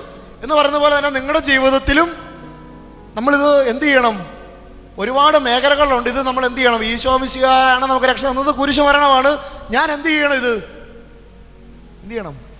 സ്വന്തമാക്കണം, രക്ഷിക്കപ്പെടണം. ഞാൻ എനിക്ക് രക്ഷിക്കപ്പെടേണ്ട ഒരുപാട് മേഖലകളുണ്ട്, അത് നമ്മൾ സ്വന്തമാക്കണം. ഇനി ഞാൻ വേറൊരു ആശയം പറയാൻ പോകാമെന്ന് പറഞ്ഞാൽ അതിലേക്ക് വരികയാണ്. അതാണ് ഇനി സംസാരിക്കാൻ പോകുന്നത്. എല്ലാവരും ഉച്ചത്തിൽ പറഞ്ഞേ ഹല്ലേലൂയ, ഹല്ലേലൂയ. ഇതിൻ്റെ മർമ്മം എന്ന് പറയുന്നത്, രക്ഷയുടെ മർമ്മം എന്ന് പറയുന്നത് എന്താണ്? ഈശോ മിശിഹായുടെ രക്ഷാകര രഹസ്യം എന്ന് പറയുന്നത് എന്താണ്? ഈശോ മിശിഹായുടെ കുരിശുമരണവും ഉത്ഥാനം, ഇതാണ് ഇതിൻ്റെ കേന്ദ്രം അല്ലേ? രക്ഷാകര രഹസ്യം എന്ന് നമ്മൾ പറയുന്നത് ഈശോയുടെ പീഡാനുഭവം മരണ ഉത്ഥാനമാണ്. ഞാൻ രക്ഷിക്കപ്പെട്ടത് എങ്ങനെയാണ്? ഈശോ മിശിഹാ എൻ്റെ പാപങ്ങൾക്ക് പരിഹാരമായി കുരിശിൽ മരിച്ചതിൻ്റെ പേരിൽ മാത്രമാണ്. അതുകൊണ്ട് മാത്രമാണ് രക്ഷിക്കപ്പെടുന്നത്. പക്ഷേ ഇവിടെ ഈ രക്ഷ സ്വന്തമാക്കാൻ ഞാൻ തിരിച്ചറിയേണ്ട ഒരു കാര്യമാണ്, ഒറ്റ കാര്യമാണ്. ഈ രക്ഷ സ്വന്തമാക്കാൻ ഞാൻ തിരിച്ചറിയേണ്ട ഒരു കാര്യം, അതായത് ഈശോ മിശിഹ ഒരുപാട് സഹിച്ചിട്ടുണ്ട് കുരിശിൽ അല്ലേ? ഒരുപാട് ശാരീരികമായി സഹിച്ചു. അതിദാരുണമായ രീതിയിൽ തന്നെയാണ് ഈശോയ്ക്ക് പീഡയേറ്റത്. ഒരു സാധാരണ മനുഷ്യന് അവൻ്റെ ശരീരത്തിൽ സഹിക്കാൻ പറ്റുന്നതിനേക്കാൾ കൂടുതൽ ശാരീരിക പീഡ സഹനം ഈശോ പല രീതികളിൽ അല്ലെ ഈശോ ഗത്സമനിയിൽ തുടങ്ങിയല്ലേ മുന്നോട്ടുള്ള ഈശോയുടെ ജീവിതത്തിലെ ഓരോ നിമിഷങ്ങളും അല്ലെ? പീലാത്തോസിൻ്റെ വീട്ടിലും ശിരസിൽ മുഴുവൻ ധരിപ്പിച്ചപ്പോഴും പിന്നെ കുരിശിൻ്റെ വഴിയിലുള്ള യാത്രകളിലും അല്ലേ മുഴുവനും അതിദാരുണമായ രീതിയിൽ അവസാനം 3 ആണുകളിൽ തൂക്കപ്പെട്ട കുരിശിൽ ഈശോ പിടഞ്ഞ് മരിക്കുന്ന നിമിഷം വരെ അതിദാരുണമായ രീതിയിൽ ഫിസിക്കൽ പെയിൻ, ശരീരത്തിൽ വേദന സഹിച്ചാണ് ഈശോ മരിച്ചത്. ഇനി പറയുന്നത് നിങ്ങൾ ശ്രദ്ധിക്കണം, വളരെ പ്രധാനപ്പെട്ട കാര്യമാണ്. ഈശോ ഒരു മനുഷ്യൻ എന്ന നിലയിൽ ശരീരത്തിൽ കുറെ സഹിച്ചതിൻ്റെ പേരിൽ അല്ല ഞാൻ രക്ഷിക്കപ്പെടുന്നത്. ഈശോ ഒരു മനുഷ്യൻ എന്ന നിലയിൽ ശരീരത്തിൽ കുറെ അതിദാരുണമായ രീതിയിൽ പീഡ ഏറ്റെടുത്തു. ശരീരത്തിൽ ഈശോ കുറെ വേദന സഹിച്ചു. ആ സഹിച്ചതിൻ്റെ അളവ് ഒത്തിരി കൂടിപ്പോയതിൻ്റെ പേരിലോ ഈശോ കുരിശിൽ ഇങ്ങനെ പിടഞ്ഞ് മരിച്ചതിൻ്റെ പേരിലോ അല്ല ഞാൻ രക്ഷിക്കപ്പെടുന്നത്. അപ്പൊ എന്തിൻ്റെ പേരിലാണ് ഞാൻ രക്ഷിക്കപ്പെടുന്നത്? അതാണ് ഞാൻ തിരിച്ചറിയണം എന്ന് പറഞ്ഞത്. തിരിച്ചറിയണം, ഞാനും നിങ്ങളും ഈശോയുടെ കുരിശു മരണം വഴിയായിട്ടാണ് രക്ഷിക്കപ്പെട്ടത്. പക്ഷേ ഈശോ കുരിശിൽ മരിക്കാൻ പോരുന്ന വിധത്തിൽ എന്നെ എന്ത് ചെയ്തു? ഒരു വാക്കാണ്, ആ വാക്കിലാണ് ഇതിൻ്റെ മർമ്മം കിടക്കുന്നത്. ആർക്ക് പറയാം? ഈശോ കുരിശിൽ മരിച്ചതിൻ്റെ പേരിലല്ല ഞാൻ രക്ഷിക്കപ്പെട്ടത്. പക്ഷേ ഈശോ കുരിശിൽ മരിക്കാൻ പോരുന്ന വിധത്തിൽ എന്നെ എന്ത് ചെയ്തു? അതുകൊണ്ടാണ് ഞാൻ രക്ഷിക്കപ്പെട്ടത്. അത് തിരിച്ചറിവാണ് എനിക്ക് രക്ഷ തരുന്നത്. ഈ തിരിച്ചറിവാണ് എനിക്ക് പിന്നെ പാപം ചെയ്യാതിരിക്കാനായിട്ടുള്ള ബോധ്യങ്ങൾ നൽകുന്നത്. അതെന്താണ്? ഒറ്റ വാക്കിൽ ഈ രക്ഷാകര ചരിത്രത്തിൻ്റെ രക്ഷാകര രഹസ്യത്തിൻ്റെ മർമ്മത്തെ ആ ഒരു വാക്കിലാണ് നമ്മൾ മനസ്സിലാക്കേണ്ടത്. ഈശോ കുരിശ്, ഞാൻ വീണ്ടും ആവർത്തിക്കുകയാണ്, ഈശോ കുരിശിൽ അതിദാരുണമായി തന്നെ സഹിച്ചാണ് മരിച്ചത്. പക്ഷേ ഈ ഈശോ ഫിസിക്കൽ പെയിൻ, ശരീരത്തിൽ കുറെ വേദന ഏറ്റെടുത്തു. അത് മാത്രമല്ല, അതിനെ ഈശോയെ പ്രേരിപ്പിച്ച ഒരു കാര്യമുണ്ട്. എന്താണ്? സ്നേഹം. മനസ്സിലാകുന്നുണ്ടോ? എന്നാ സ്നേഹമാണ്? എന്നോടുള്ള സ്നേഹം. സ്നേഹം എന്ന് പറഞ്ഞവരെ നമ്മൾ മനസ്സിലാക്കേണ്ടത് ഈ സ്നേഹത്തെ എന്ന് ഞാൻ തിരിച്ചറിയുന്നോ അന്നേ ഞാൻ ഈ രക്ഷയുടെ അനുഭവം സ്വന്തമാക്കുള്ളൂ. കിട്ടുന്നുണ്ടോ? ഈ രക്ഷയുടെ അനുഭവം ഞാൻ സ്വന്തമാക്കണമെങ്കിൽ ഈശോ മിശിഹ എനിക്ക് വേണ്ടി സഹിച്ച സഹനത്തിനെ പ്രേരിപ്പിച്ച സ്നേഹം അല്ലെ? ഇപ്പം ഞാൻ ഉദാഹരണം പറഞ്ഞു കഴിഞ്ഞാൽ ചേട്ടൻ്റെ ഒരു കൂട്ടുകാരൻ, വളരെ ക്ലോസ് ആയിട്ടുള്ളൊരു കൂട്ടുകാരനാണ്, വല്ലാത്ത കടബാധ്യതയാണ്, ജപ്തി ചെയ്യാൻ പോകാമെന്നറിയാണ്. അപ്പോൾ ചേട്ടൻ്റെ കൈ കാശില്ലെങ്കിൽ പോലും ചേട്ടൻ്റെ കൂട്ടുകാരോട് എവിടുന്നേലൊക്കെ കാശ് മേടിച്ചിട്ട് ഇവൻ്റെ ജപ്തി ഇവൻ തിരിച്ചു തരുമെന്നൊന്നും ഒരു ഉറപ്പുമില്ല, ജപ്തി ചെയ്യാൻ വേണ്ടി ഇരിക്കുകയാണ്. ഞാൻ എന്ത് ചെയ്യുന്നു? അവൻ്റെ കടം മുഴുവനും വീട്ടുകയാണ്. ചേട്ടന് ആ കടം വീട്ടാൻ ചേട്ടനെ പ്രേരിപ്പിച്ചത് എന്താണ്? സ്നേഹം. ഇത്രേ ഉള്ളൂ. എന്ന് വെച്ചാൽ അതല്ലെങ്കിൽ അല്ല വേറൊരു അയലോക്കത്തോടാണ് ഞാൻ ഇത്ര റിസ്ക് എടുക്കത്തില്ല, ഉദാഹരണമാണ് എന്ന് പറയുന്നത് പോലെ എന്നോടുള്ള സ്നേഹം കൊണ്ടാണ് ഈശോ കുരിശിൽ മരിച്ചത്. അപ്പൊ ഈ കുരിശിൽ മരിച്ചതിനെ മാത്രമല്ല നമ്മൾ ധ്യാനിക്കേണ്ടത്, കുരിശിൽ മരിക്കാൻ പോരുന്നത്ര സ്നേഹം നമ്മളോടെന്ന് പറയുമ്പോൾ വ്യക്തിപരമായിട്ട് പറയണം, എന്നോട് ഇത്രയും പാപിയായിരുന്നിട്ടും ഇപ്പോഴും നീ വിശ്വസിച്ചാൽ നിനക്ക് രക്ഷ തരാൻ കാത്തിരിക്കുന്ന ഒരു ദൈവമാണ് ഈശോ. ഈ സ്നേഹത്തെ അത് അന്നും കൊണ്ട് അവസാനിച്ചതല്ല രക്ഷാകര ചരിത്രം. അത് തീർന്നു, പൂർണ്ണമായി വെളിവാക്കപ്പെട്ടു. പക്ഷേ ഈ സ്നേഹത്തെ മനസ്സിലാക്കുന്നതനുസരിച്ചാണ്, ഈ സ്നേഹത്തെ ഞാൻ തുറന്ന് തരണം, തുറന്ന് കിട്ടണം. ഇത് കിട്ടുന്നതിൻ്റെ അളവനുസരിച്ചാണ് ഞാൻ രക്ഷയുടെ അനുഭവത്തിലേക്ക് വരുന്നത്. ഉച്ചത്തി പറഞ്ഞേ ഹല്ലേലൂയ, ഹല്ലേലൂയ, ഹല്ലേലൂയ. അതായത് 1-2 വചനം എടുക്കാം. റോമ 5:8. റോമ 5:8. ഇത്രയും നേരം പറഞ്ഞതിനെ ഇവിടെ പറയാണ്. റോമ 5:8 വായിച്ചു. 8. എന്നാൽ നാം പാപികളായിരിക്കെ ക്രിസ്തു നമുക്ക് വേണ്ടി മരിച്ചു, അങ്ങനെ നമ്മോടുള്ള തൻ്റെ സ്നേഹം അവിടുന്ന് പ്രകടമാക്കി. കിട്ടിയോ? ഈശോ, നമ്മൾ പാപികളായിരിക്കെ എൻ്റെ പാപങ്ങൾക്ക് പരിഹാരമായി ഈശോ മരിച്ചു. പക്ഷേ ഈ മരണത്തിലൂടെ ഞാൻ മനസ്സിലാക്കേണ്ടത് എന്താണ്? ഈ മരണത്തിലൂടെ ഞാൻ മനസ്സിലാക്കേണ്ടത് എന്താണ്? ഈശോയ്ക്ക് എന്നോടുള്ള സ്നേഹം. ഇത് തലയ്ക്കകത്ത് ക്ലാസ് എടുത്താലോ ധ്യാനിപ്പിച്ചാലോ കയറുന്നതല്ല. ഇത് ഞാൻ അകത്തിരുന്ന്, എൻ്റെ അകത്ത് ഞാൻ സ്വന്തമായി ധ്യാനിച്ച് ബോധ്യം വന്ന് പരിശുദ്ധാത്മാവ് വെളിപാടുകൾ നൽകി തിരിച്ചറിയേണ്ട ഒരു ബോധ്യമാണ് ഈ സ്നേഹം. ഈ സ്നേഹം എനിക്ക് എന്ന് മനസ്സിലായോ, അന്ന് തൊട്ട് ഞാൻ ഈ രക്ഷയുടെ അനുഭവത്തിലേക്ക് കയറും. രക്ഷിക്കപ്പെട്ടു എന്നുള്ളത് ഇൻ്റലക്ച്വൽ തിയറിയാണ്, അല്ലേ? ഭൗതികമായ ഒരു പഠനമാണ് ഈശോയുടെ കുരിശുമരണത്തിലൂടെ രക്ഷിക്കപ്പെട്ടു എന്നുള്ളത്. പക്ഷേ ഇത് എനിക്ക് അനുഭവിക്കണമെന്നുണ്ടെങ്കിൽ ഈശോയ്ക്ക് എന്നോടുള്ള സ്നേഹത്തെ ഞാൻ മനസ്സിലാക്കണം. ഈ സ്നേഹത്തിൻ്റെ അളവ് ഞാൻ മനസ്സിലാക്കുന്നതനുസരിച്ച് എനിക്ക് ഈ അനുഭവം, രക്ഷയുടെ അനുഭവം എന്ത് മനസ്സിലാക്കണം? സ്നേഹത്തിൻ്റെ അളവ് എത്രത്തോളം എനിക്ക് വേണ്ടി കുരിശിൽ മരിക്കാൻ പോരുന്ന വിധത്തിൽ, ഇത്ര അതിദാരുണമായി പീഡയേൽക്കാൻ പോരുന്ന വിധത്തിൽ ഈശോ എന്നെ സ്നേഹിച്ചു എന്ന് ഞാൻ തിരിച്ചറിയുന്ന ക്ഷണത്തിലാണ് എന്ത് സംഭവിക്കുന്നത്? എനിക്ക് രക്ഷ. ഉച്ചത്തിൽ പറഞ്ഞ ഹല്ലേലൂയ, ഉച്ചത്തിൽ പറഞ്ഞ ഹല്ലേലൂയ. യോഹന്നാൻ 3:16 നമുക്കെല്ലാവർക്കും അറിയാവുന്ന വചനമാണ്. ഒരുപാട് അർത്ഥങ്ങൾ, ബൈബിളിലെ ഏറ്റവും മർമ്മപ്രധാനമായ ഒരു വചനം എന്ന് വ്യാഖ്യാനിക്കുന്നൊരു വചനം നമുക്കെല്ലാവർക്കും അറിയാം. യോഹന്നാൻ 3:16 എന്താണ്? എന്തെന്നാൽ അവന് എല്ലാവരും ചൊല്ലിക്കുക. എന്തെന്നാൽ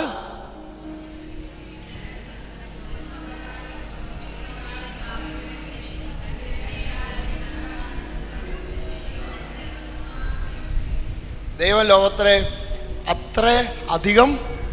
അത്രമാത്രം സ്നേഹിച്ചു. എത്രമാത്രം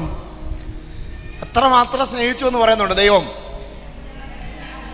തൻ്റെ ഏകജാതനെ നൽകാൻ തക്ക വിധം ദൈവം ലോകത്തെ അത്രമാത്രം സ്നേഹിച്ചു എന്ന് വെച്ചാൽ ഇവിടെ നമ്മൾ മനസ്സിലാക്കേണ്ടതും ഈശോ, ഞാൻ പറയാം, അതായത് ഈശോയും പിതാവും തമ്മിലുള്ള ബന്ധം എങ്ങനെയാണ്?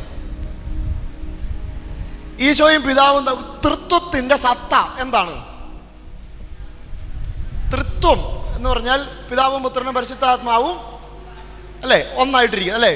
ഈ തൃത്വത്തിൻ്റെ സത്ത എന്ന് പറഞ്ഞാൽ എന്താണ്? തൃത്വത്തെ മുഴുവനും തുറന്നു നോക്കിയാൽ, തൃത്വത്തെ മുഴുവനും ആരെ എടുത്ത് നോക്കിയാലും നമുക്കൊന്നേ കിട്ടുള്ളൂ. അതെന്താണ്? സ്നേഹം. തൃത്വത്തിൻ്റെ സത്ത എന്ന് പറയുന്നത് സ്നേഹം. കിട്ടിയോ? അതാണ് ഇത് പരിശുദ്ധാത്മാവാണ് ഈ സ്നേഹചാലകമായി വർത്തിക്കുന്നത്. അതുകൊണ്ടാണ് ഈശോ തന്നെ പറഞ്ഞിട്ടുണ്ട്, നിങ്ങൾ എന്നെക്കുറിച്ചോ പിതാവിനെക്കുറിച്ചോ പറഞ്ഞോ സാരമില്ല, പക്ഷേ പരിശുദ്ധാത്മാവിനെതിരായി ഒന്നും മിണ്ടരുത്. കാരണം ഇവരെ ഈ പവർ എന്ന് പറയുന്നത്, സ്നേഹം എന്ന് പറയുന്നത് പരിശുദ്ധാത്മാവാണ്. കേട്ടോ? എന്ന് വെച്ചാൽ അതാണ് നിൽക്കട്ടെ. ഈ തൃത്വത്തിൻ്റെ സത്ത എന്ന് പറഞ്ഞാൽ എന്താണ്? സ്നേഹം. പിതാവ്, പുത്രന്, പരിശുദ്ധാത്മാവ് ഇവർ അഗാധമായി, അല്ലേ? ഫ്രാൻസിസ് പിതാവിനോട് ചോദിച്ചു, ഫ്രാൻസിസ് മാർപ്പാപ്പയോട് ഒരു ചാനലുകാരൻ ചോദിക്കുകയാണ്, ദൈവം ലോകത്തെ സൃഷ്ടിക്കുന്നതിന് മുന്നേ എന്നാ ചെയ്യായിരുന്നു? ഒരു ഫേമസ് ആയിട്ടുള്ളൊരു ചോദ്യമാണ്. ദൈവം ലോകത്തെ സൃഷ്ടിക്കുന്നതിന് മുമ്പ് എന്ത് ചെയ്യായിരുന്നു? ഇപ്പം നിങ്ങൾക്ക് പറയാം, എന്ത് ചെയ്യായിരുന്നു? തൃത്വം എന്ന് പറഞ്ഞാൽ എന്താണ്? സ്നേഹം. അപ്പോൾ അവരെന്ത് ചെയ്യായിരുന്നു? സ്നേഹിക്കുകയായിരുന്നു. ഇത്രേ ഉള്ളൂ. എന്നുവെച്ചാൽ പിതാവ്, പുത്രൻ, പരിശുദ്ധാത്മാവ് ഇവര് സ്നേഹം. ഇനി ഒരു കാര്യം പറയണേ. ഈശോ മാമോദീസ സ്വീകരിച്ച വേളയിൽ പിതാവ് ഒരു സ്വരം പുറപ്പെടുവിക്കുന്നുണ്ട്. എന്താണ്? ഇവൻ എൻ്റെ പ്രിയപുത്രൻ. നമ്മൾ നമ്മുടെ മക്കളോടല്ലേ പ്രിയപുത്രൻ എന്ന് പറഞ്ഞാൽ സ്പെഷ്യൽ ലവ് ആണ്. പ്രിയപുത്രൻ. ഇത് തന്നെ വേറൊരിടത്തും പറയുന്നുണ്ട്. ഈശോ രൂപാന്തരപ്പെടുന്ന വേളയിൽ മത്തായി 17 പറയുന്നുണ്ട്, ഇവൻ എൻ്റെ പ്രിയപുത്രൻ, ഇവരിൽ ഞാൻ പ്രസാദിച്ചിരിക്കുന്നു. എന്ന് വെച്ചാൽ പിതാവും ഈശോയും തമ്മിലുള്ള ഒരു ബന്ധമാണ്. ഇനി ഈ വചനം ധ്യാനിച്ച് ഇത്ര അഗാധമായി പിതാവും ഈശോയും സ്നേഹമാണ്, തൃത്വത്തിൽ ഇവർ സ്നേഹത്തിലാണ്. എന്നിട്ട് പോലും നോക്കിക്കേ, യോഹന്നാൻ 3:16, അവനിൽ വിശ്വസിക്കുന്ന ഒരുവൻ പോലും നശിച്ചു പോകാതെ നിത്യജീവൻ പ്രാപിക്കുന്നതിന് വേണ്ടി തൻ്റെ ഏകജാതനെ നൽകാൻ തക്ക വിധം ദൈവം ലോകത്തെ, എന്ന് വെച്ചാൽ ഇത്ര സ്നേഹമാണ് പിതാവ് ഈശോയും തമ്മിൽ. എന്നിട്ട് ഈ ഈശോയെ കൊല്ലാൻ കൊടുക്കത്തക്ക വിധം ഇത്ര സ്നേഹം ഉണ്ടായിരുന്നിട്ട് ഈശോയെ കൊടുക്കുകയാണ്, വിട്ടുകൊടുക്കുകയാണ്. അങ്ങനെയാണ് ഈ എന്താണ് വചനം? തൻ്റെ ഏകജാതനെ നൽകുകയാണ്. ഇത്ര സ്നേഹമുള്ള പിതാവ് ഈശോയും ഈ പിതാവ് ഈ ഈശോയെ കൊല്ലാൻ കൊടുക്കുകയാണ്. എന്തിനു വേണ്ടി? എന്നോടുള്ള സ്നേഹത്തെ പ്രതി. എന്ന് വെച്ചാൽ സ്നേഹം നിറഞ്ഞവരെ, നമ്മൾ കുരിശിൽ ധ്യാനിക്കേണ്ടത് ഈശോയുടെ കുരിശു മരണം മാത്രമല്ല, ഇതിൻ്റെ അകത്ത് പിതാവിൻ്റെ ഒരു ബലി ഉണ്ട്. കിട്ടുമോ എന്നെനിക്കറിയില്ല. മനസ്സിലായോ? ഇപ്പം പറഞ്ഞു, പിതാവിൻ്റെ ഒരു ബലി ഈശോയുടെ കുരിശു മരണത്തിൻ്റെ അകത്തുണ്ട്. എന്താണ്? ഇത്ര കൂട്ടായിരുന്നിട്ട്, ഇത്ര സ്നേഹമായിരുന്നിട്ട്, ഒന്നായിരുന്നിട്ട്, സത്തയിൽ ഒന്നായിരുന്നിട്ട്, പ്രിയപുത്രനായിരുന്നിട്ട്, അത് എന്ത് ചെയ്തു? ആ ആളെ തന്നെ പിതാവ് കൊല്ലാൻ കൊടുത്തു. എന്തിനു വേണ്ടി? എന്നോടുള്ള സ്നേഹം. എന്ന് വെച്ചാൽ പിതാവിന് ഈശോയേക്കാൾ കൂടുതൽ എന്നെ സ്നേഹമാണ്. എന്ന് വെച്ചാൽ ഒന്നുകൂടെ ശ്രദ്ധിക്കണം, എൻ്റെ ആത്മാവിന് പിതാവ് ഇട്ടിരിക്കുന്ന വിലയാണ് ഈശോയുടെ ജീവന്റെ വില. മനസ്സിലാവുന്നുണ്ടോ? ഇവിടെ പിതാവ് ഒരു ബലി നടത്തുന്നുണ്ട്, പിതാവിൻ്റെ ഒരു ബലിയുണ്ട്. പിതാവിന് അല്ലേ ഈശോയോട് ഇഷ്ടമില്ലാഞ്ഞിട്ടല്ല ഈശോയെ കൊല്ലാൻ കൊടുത്തത്, എന്നോട് അതിൽ കൂടുതൽ കാരണം എന്താണ്? നശിക്കരുത്. അവരിൽ വിശ്വസിക്കുന്ന ഏവനും നശിക്കരുത്. അവൻ നശിക്കാതിരിക്കാൻ. നശിക്കരുതെന്ന് പറഞ്ഞാൽ അതിൻ്റെ അർത്ഥം രക്ഷിക്കപ്പെടണം. മനസ്സിലാവുന്നുണ്ടോ? ഞാൻ രക്ഷിക്കപ്പെടണം, എനിക്ക് രക്ഷ കിട്ടണം. അതിനു വേണ്ടിയിട്ട് എന്ത് ചെയ്തു? പിതാവ് ഇത്ര സ്നേഹമായ ഈശോയെ കൊല്ലാൻ കൊടുത്തു. അതിനെ പ്രേരിപ്പിച്ചത് പിതാവിനും ഈശോയ്ക്ക് എല്ലാം ഇതിന് പ്രേരിപ്പിച്ചത് ഒറ്റ വാക്കാണ്. എന്ത്? എന്നോടുള്ള സ്നേഹം. ഇത് മനസ്സിലായോ? ഇത്ര മാത്രം മനസ്സിലാക്കിയാൽ മതി. ഇത് മനസ്സിലാക്കിയാൽ മതി ക്രിസ്തീയ ജീവിതത്തിൻ്റെ അർത്ഥങ്ങൾ, അല്ലെ രക്ഷയുടെ അനുഭവം എനിക്ക് സ്വന്തമാക്കാനായിട്ട് പറ്റും. ഉച്ചത്തിൽ പറഞ്ഞേ ഹല്ലേലൂയ. 1 യോഹന്നാൻ 3:1 ഇത് തന്നെയാണ് അവിടെ വ്യാഖ്യാനിക്കുന്നത്. ഉച്ചത്തിൽ പറഞ്ഞേ ഹല്ലേലൂയ, ഹല്ലേലൂയ. അപ്പോൾ നിങ്ങൾ ഈ പിതാവിൻ്റെ സ്നേഹത്തെ നമ്മൾ ഇടയ്ക്കിരിക്കുമ്പോൾ എന്ത് ചെയ്യണം? ഇങ്ങനെ ധ്യാനിക്കണം. പിതാവിൻ്റെ സ്നേഹം, ഈശോയുടെ സ്നേഹം കുരിശിൽ, പിതാവിൻ്റെ സ്നേഹവും കുരിശിൽ നമുക്ക് കാണാം. കണ്ടാലും എത്ര വലിയ സ്നേഹമാണ് പിതാവ്. കണ്ടോ? ഈ പിതാവ് നമ്മളോട് കാണിച്ച സ്നേഹമാണ് എവിടെ വെളിപ്പെട്ടത്? കുരിശിൽ. പിതാവ് എന്നോട് കാണിച്ച സ്നേഹമാണ് എവിടെ വെളിപ്പെട്ടത്? കുരിശിൽ. ഇത് മനസ്സിലായാൽ മതി നമുക്ക്. ഇതെന്ന് മാത്രം മനസ്സിലാകുന്നുവോ അതനുസരിച്ച് ഞാൻ രക്ഷയുടെ അനുഭവത്തിലേക്ക് കടന്നു വരും. ഈ സ്നേഹത്തെ നമ്മൾ ധ്യാനിക്കുന്നതനുസരിച്ച്. യെസ്, കിട്ടി. ഉച്ചത്തിൽ പറഞ്ഞേ ഹല്ലേലൂയ, ഹല്ലേലൂയ. ഇനി ഇതിനെ തന്നെയാണ് ഞാൻ വ്യാഖ്യാനിക്കുന്നത്, ഈ സ്നേഹത്തെ തന്നെ. നോക്കിക്കേ, ഏറ്റവും വലിയ ശിക്ഷയുടെ അടയാളമായിരുന്നു കുരിശ്. ഏറ്റവും വലിയ ശാപത്തിൻ്റെ അടയാളമായിരുന്നു കുരിശ്. ശപിക്കപ്പെട്ടവൻ അല്ലെ, ഏറ്റവും വലിയ ശിക്ഷ സ്വീകരിക്കുന്നവൻ, ഇതായിരുന്നു കുരിശെങ്കിൽ ഈ കുരിശിനെ ഈശോയ്ക്ക് ഏൽപ്പിച്ചു കൊടുത്തതിൻ്റെ പിന്നിലും പിശാചിൻ്റെ കുറേ തന്ത്രങ്ങളുണ്ടായിരുന്നു. എന്നുവെച്ചാൽ യൂദാസിൽ പിശാച് കയറി. യഹൂദ പ്രമാണിമാരിലും മതനേതാക്കന്മാരിലും നിയമജ്ഞരിലും പിശാച് പ്രവർത്തിച്ചു. എന്ന് വെച്ചാൽ ഈ ശിക്ഷയായിരുന്ന കുരിശിനെ പിശാചിൻ്റെ ചില കുടില തന്ത്രങ്ങളുടെ ഭാഗമായി തന്നെ ഈശോയെ കള്ളക്കേസിൽ കുടുക്കി കുരിശിൽ കൊല്ലാൻ കൊണ്ടുപോയി. ശ്രദ്ധിക്കണം, ഇത്ര മാരകമായ ഈ കുരിശ് വളരെ പ്രധാനപ്പെട്ട ഒരു കാര്യമാണ് പറയുന്നത്. ഈ കുരിശിനെ കുരിശ് മരണത്തെ, ശിക്ഷയെ, ശാപത്തെ, ഏറ്റവും വലിയ തിന്മയെ ബലിയാക്കി രക്ഷയുടെ മാർഗമാക്കി മാറ്റിയത് എന്താണ്? ഇത്ര ശാപമായിരുന്ന, ഇത്ര തിന്മയായിരുന്ന, ഏറ്റവും വലിയ ശിക്ഷയായിരുന്ന ഈ കുരിശിലെ മരണത്തെ, അത് ബലി എന്ന് വെച്ചാൽ രക്ഷയുടെ അടയാളമാക്കി ഈ കുരിശിനെ മാറ്റിയത് എന്താണ്? സ്നേഹം എന്ന് വെച്ചാൽ ഈ സ്നേഹം, ഇതിൽ കൂടുതൽ സ്നേഹം വെളിപ്പെടാനായിട്ടില്ല. ഇതിൽ കൂടുതൽ സ്നേഹം, കുരിശിനപ്പുറമുള്ള ഒരു സ്നേഹം ഇനി പിതാവിന് വെളിപ്പെടുത്താനായിട്ടില്ല. അത്രയധികമായി ഈ സ്നേഹത്തെ പിതാവ് കുരിശിൽ നമുക്ക് വെളിപ്പെടുത്തി തന്നു. ഇനി നമ്മുടെ ജീവിതത്തിലോട്ട് വന്നാൽ എത്ര വലിയ ശിക്ഷയാണെങ്കിലും, എത്ര വലിയ സഹനമാണെങ്കിലും, എത്ര വലിയ തിന്മകളാണെങ്കിലും ഈ ശിക്ഷയെ, അല്ലെങ്കിൽ മറ്റേ വാക്കി പറയും, ഈ സഹനത്തെ ബലിയാക്കി മാറ്റണമെന്നുണ്ടെങ്കിൽ, എന്ന് വെച്ചാൽ രക്ഷാകരമാക്കി മാറ്റണമെന്നുണ്ടെങ്കിൽ അതിൻ്റെ അകത്ത് എന്ത് വേണം? സഹനത്തെ രക്ഷാകരം. ഞാൻ പറയുന്നത് രക്ഷിക്കപ്പെടണം എന്നതിനെ കുറിച്ച് തന്നെയാണ് പറയുന്നത്. ഇതിന് എനിക്ക് കുറെ സഹിച്ചതിൻ്റെ പേരിൽ എനിക്ക് രക്ഷ കിട്ടുമോ? കുറെ സഹിച്ചതിൻ്റെ പേരിൽ രക്ഷ കിട്ടില്ല. ഞാൻ എൻ്റെ ജീവിതത്തിൽ അനുഭവിക്കുന്ന ശിക്ഷ, സഹനം എന്തുവായിക്കൊള്ളട്ടെ, ഇതിനെ രക്ഷയാക്കി മാറ്റണമെന്നുണ്ടെങ്കിൽ എന്തു വേണം? ഇതിൻ്റെ അകത്ത് സ്നേഹം നിറയ്ക്കണം. ഇതിൻ്റെ അകത്തേക്ക് ഞാൻ എന്തുമാത്രം സ്നേഹം നിറയ്ക്കുന്നുണ്ടോ അതിൻ്റെ അളവനുസരിച്ച് ഇതെനിക്ക് എന്തായി മാറുള്ളൂ? രക്ഷയുടെ, കൃപയുടെ അനുഗ്രഹമായി മാറുള്ളൂ. എന്ന് വെച്ചാൽ ഏറ്റവും വലിയ, എന്ന് വെച്ചാൽ ഇതിൽ പരം ഒരു സ്നേഹം വെളിപ്പെടാനായിട്ടില്ല എന്നുള്ളതാണ്. പൂർണ്ണമായ സ്നേഹം, ഏറ്റവും പൂർണ്ണമായ അളവിൽ ഈ കുരിശിൽ സ്നേഹം അങ്ങോട്ട് കുത്തി നിറച്ചേക്കാൻ. കുരിശിൽ സ്നേഹം നിറച്ചു. അപ്പോഴാണ് പിശാചിൻ്റെ തന്നെ പദ്ധതിയുടെ ഭാഗമായിരുന്ന ഈ കുരിശു മരണത്തെ, പിശാചിനെ തന്നെ തകർക്കാനായിട്ടുള്ള ഏറ്റവും വലിയ അടയാളമായി. അല്ല, ഇപ്പൊ ഈ കുരിശ് കണ്ടാൽ പിശാച് ഓടും. ഈ പിശാച് തന്നെയാണ് ഈശോയ്ക്ക് ഈ കുരിശ്, അല്ലേ, ഈശോ കുരിശ് മരിക്കുന്നതിന് മുന്നേ ശിക്ഷയുടെ അടയാളം. അപ്പൊ ഈശോ ഈ കുരിശിനെ ശിക്ഷയായി, ഈ കുരിശിനെ രക്ഷയാക്കി മാറ്റിയത്, പിശാചിന്റെ തന്നെ പദ്ധതിയുടെ ഭാഗമായിരുന്ന ഈ കുരിശിനെ രക്ഷയാക്കി മാറ്റിയത് സ്നേഹം കൊണ്ടതിനെ സ്വീകരിച്ചപ്പോഴാണ്. സ്നേഹം, ഇവിടെ മനസ്സിലാക്കണം, എൻ്റെ ജീവിതത്തിലുണ്ടാകുന്ന സഹനത്തെ ഞാനിത് സ്നേഹം കൊണ്ട് സ്വീകരിച്ചാൽ മാത്രമേ ഇതെനിക്ക് രക്ഷാകരമാക്കി മാറുള്ളൂ. മനസ്സിലാവുന്നുണ്ടോ? വലിയ സഹനങ്ങളുണ്ട്, സഹനങ്ങളിലൂടെ കടന്നു പോകുന്ന ആളുകളാണ് നമ്മൾ. പക്ഷേ സഹിച്ചതിൻ്റെ പേരിൽ ആരും ഇല്ല, രക്ഷിക്കപ്പെടില്ല.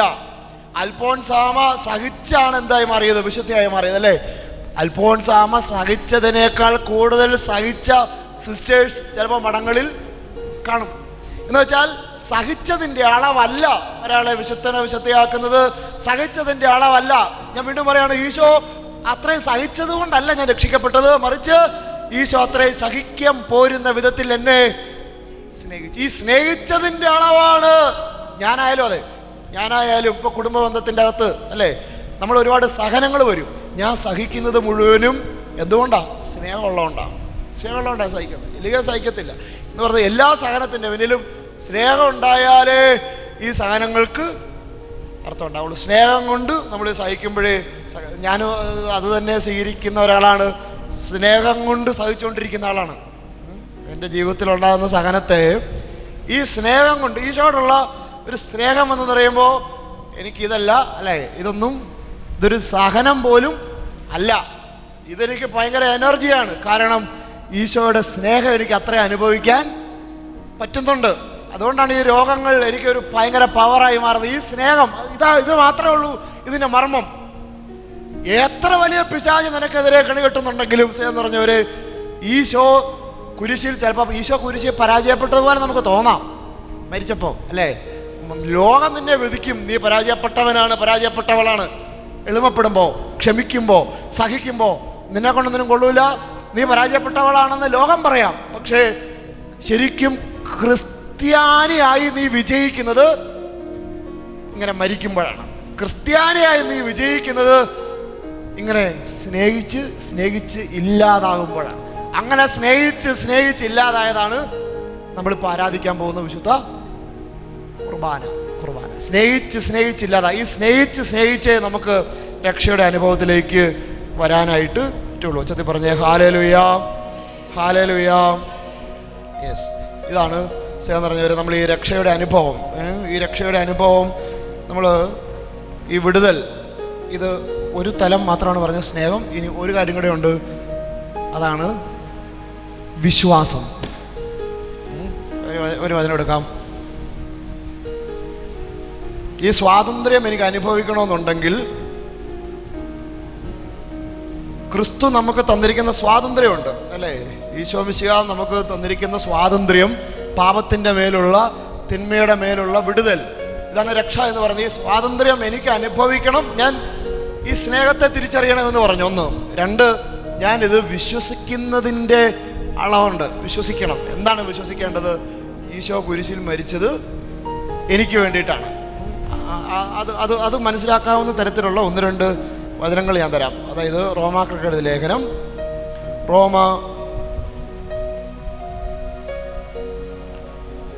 3:21.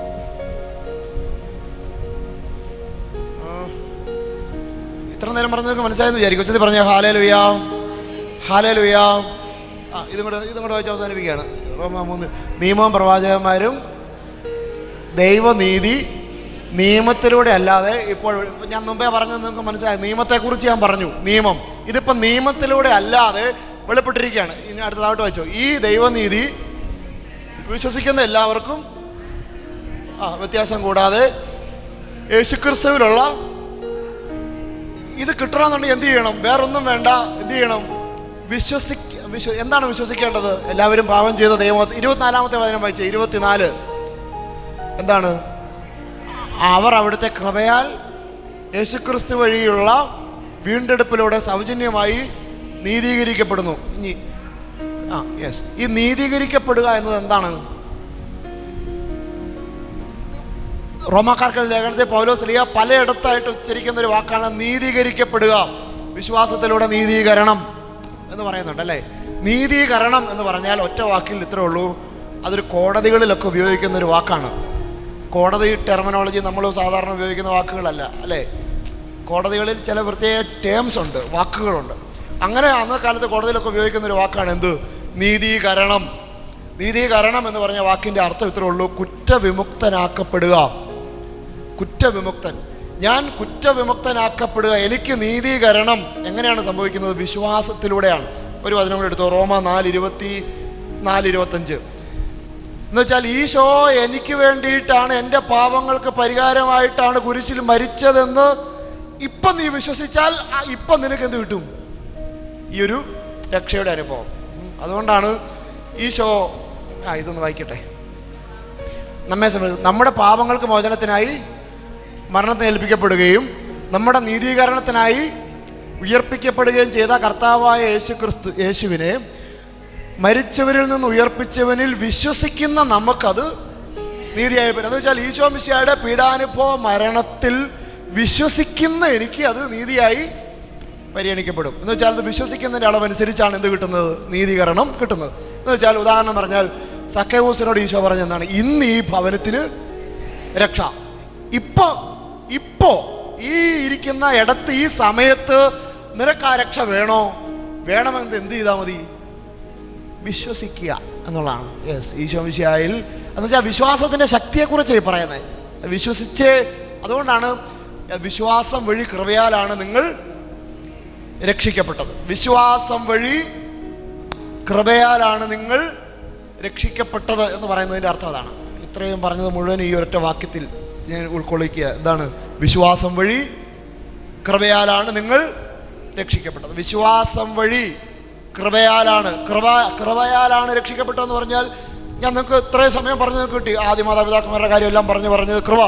വിശ്വാസം വഴി കൃപയാലാണ് നിങ്ങൾ ഒന്നുകൂടെ പറഞ്ഞേ. വിശ്വാസം വഴി കൃപയാലാണ് നിങ്ങൾ അതേതാണ് വചനം? എഫേസൂസ് 2:8. വിശ്വാസം വഴി കൃപയാലാണ് നിങ്ങൾ രക്ഷിക്കപ്പെട്ടത്. വിശ്വാസം വഴി കൃപയാലാണ് നിങ്ങൾ രക്ഷിക്കപ്പെട്ടത്. അത് നിങ്ങൾ നേടിയെടുത്തതല്ല, ദൈവം തന്ന ദാനമാണ്. നമുക്ക് എഴുന്നേറ്റ് നിൽക്കാം. ഇത്രയും സമയം കുറച്ച് സമയങ്ങളിൽ നമ്മൾ ധ്യാനിച്ചത് മുഴുവനും ഈശോ എന്ന് പറയുന്ന വാക്കിൻ്റെ നാമത്തിൻ്റെ അർത്ഥം, അത് രക്ഷകൻ എന്നാണ്. ഈശോ എങ്ങനെയാണ് എന്നെ രക്ഷിക്കുന്നത്, ഈ രക്ഷ സ്വന്തമാക്കാൻ ഞാൻ എന്ത് കാര്യങ്ങളാണ് ചെയ്യേണ്ടത് എന്നതിനെക്കുറിച്ചുള്ള കാര്യങ്ങളാണ് നമ്മളിപ്പോൾ കണ്ടത്. ഒരു നിമിഷം നമുക്ക് കണ്ണടയ്ക്കാം, നമുക്ക് പ്രാർത്ഥിക്കാം. ഈശോയെ ഞാനിങ്ങനെ മാമോദീസ മുങ്ങി കത്തോലിക്കനായി ഇങ്ങനെ ജീവിച്ചതിൻ്റെ പേരിൽ മാത്രം ഞാൻ യാന്ത്രികമായി രക്ഷിക്കപ്പെടില്ല. എനിക്ക് മാമോദീസ സ്വീകരിച്ചതിൻ്റെ പേരിൽ സഭയിലൂടെ കൂദാശകളിലൂടെ കൃപയ്ക്ക് വേണ്ട എല്ലാ മാർഗങ്ങളും തുറന്നു തന്നിട്ടുണ്ട്. പക്ഷേ അത് ഞാൻ തളിച്ച്, ഞാൻ കഴുകി, ഞാൻ വിശ്വസിച്ച്, ഞാൻ സ്വന്തമാക്കുന്നിടത്തോളമേ എനിക്ക് ഈ രക്ഷ അനുഭവിക്കാനായിട്ട് പറ്റൂ. ഈശോയെ, നിന്നിൽ വിശ്വസിക്കാൻ, നീ എനിക്ക് നേടിത്തന്ന ഈ കുരിശിൽ നീ എന്നെ സ്നേഹിച്ച, പിതാവ് എന്നെ സ്നേഹിച്ച ആ സ്നേഹത്തിൻ്റെ അളവ് ഇത് തിരിച്ചറിഞ്ഞുകൊണ്ട് ഈ രക്ഷയിൽ ജീവിക്കുന്ന, രക്ഷാകര ചരിത്രത്തിൽ ജീവിക്കുന്നവനാക്കി എന്നെ രൂപാന്തരപ്പെടുത്തണമേ. ഞങ്ങൾ പ്രാർത്ഥിക്കാം. ആരാധ്യൻ യേശുപരാ, വണങ്ങുന്നു ഞാൻ പ്രിയനേ. തേജസ്സെഴും നിൻമുഖമെൻ ഹൃദയത്തിനാനന്ദമേ.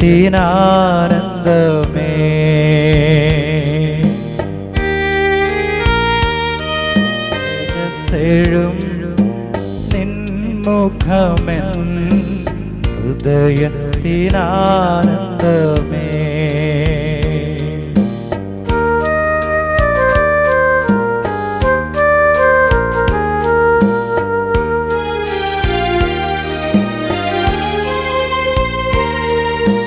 മാധുര്യമാ നിൻമൊഴികൾ തണുപ്പിക്കും നിൻ ഹൃദയം.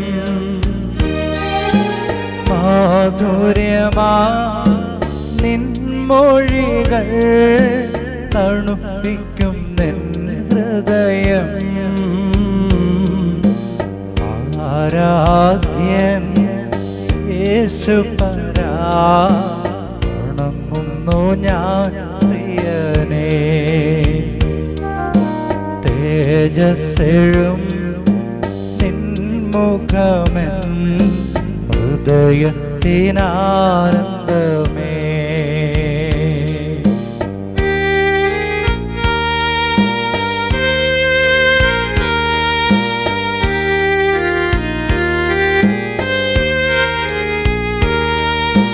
സന്നിധിയിൽ വസിച്ചോട്ടെ, പാദങ്ങൾ ചുംബിച്ചോട്ടെ. സന്നിധിയിൽ വസിച്ചോട്ടെ, പാദങ്ങൾ ചുംബിച്ചോട്ടെ. ആരാധ്യൻ യേശുപരാ, വണങ്ങുന്നു ഞാൻ പ്രിയനേ. തേജസ്സെഴും നിൻമുഖമെൻ ഹൃദയത്തിനാനന്ദമേ.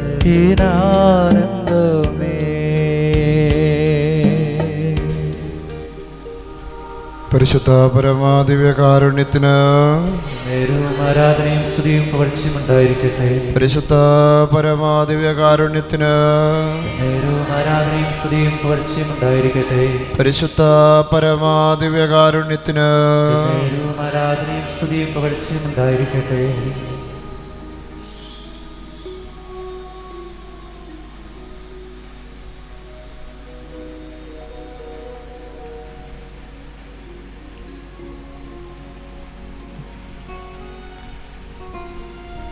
ഈശോയെ, എൻ്റെ ഈശോ, ഞാൻ നിന്നെ സ്നേഹിക്കുന്ന ഈശോ,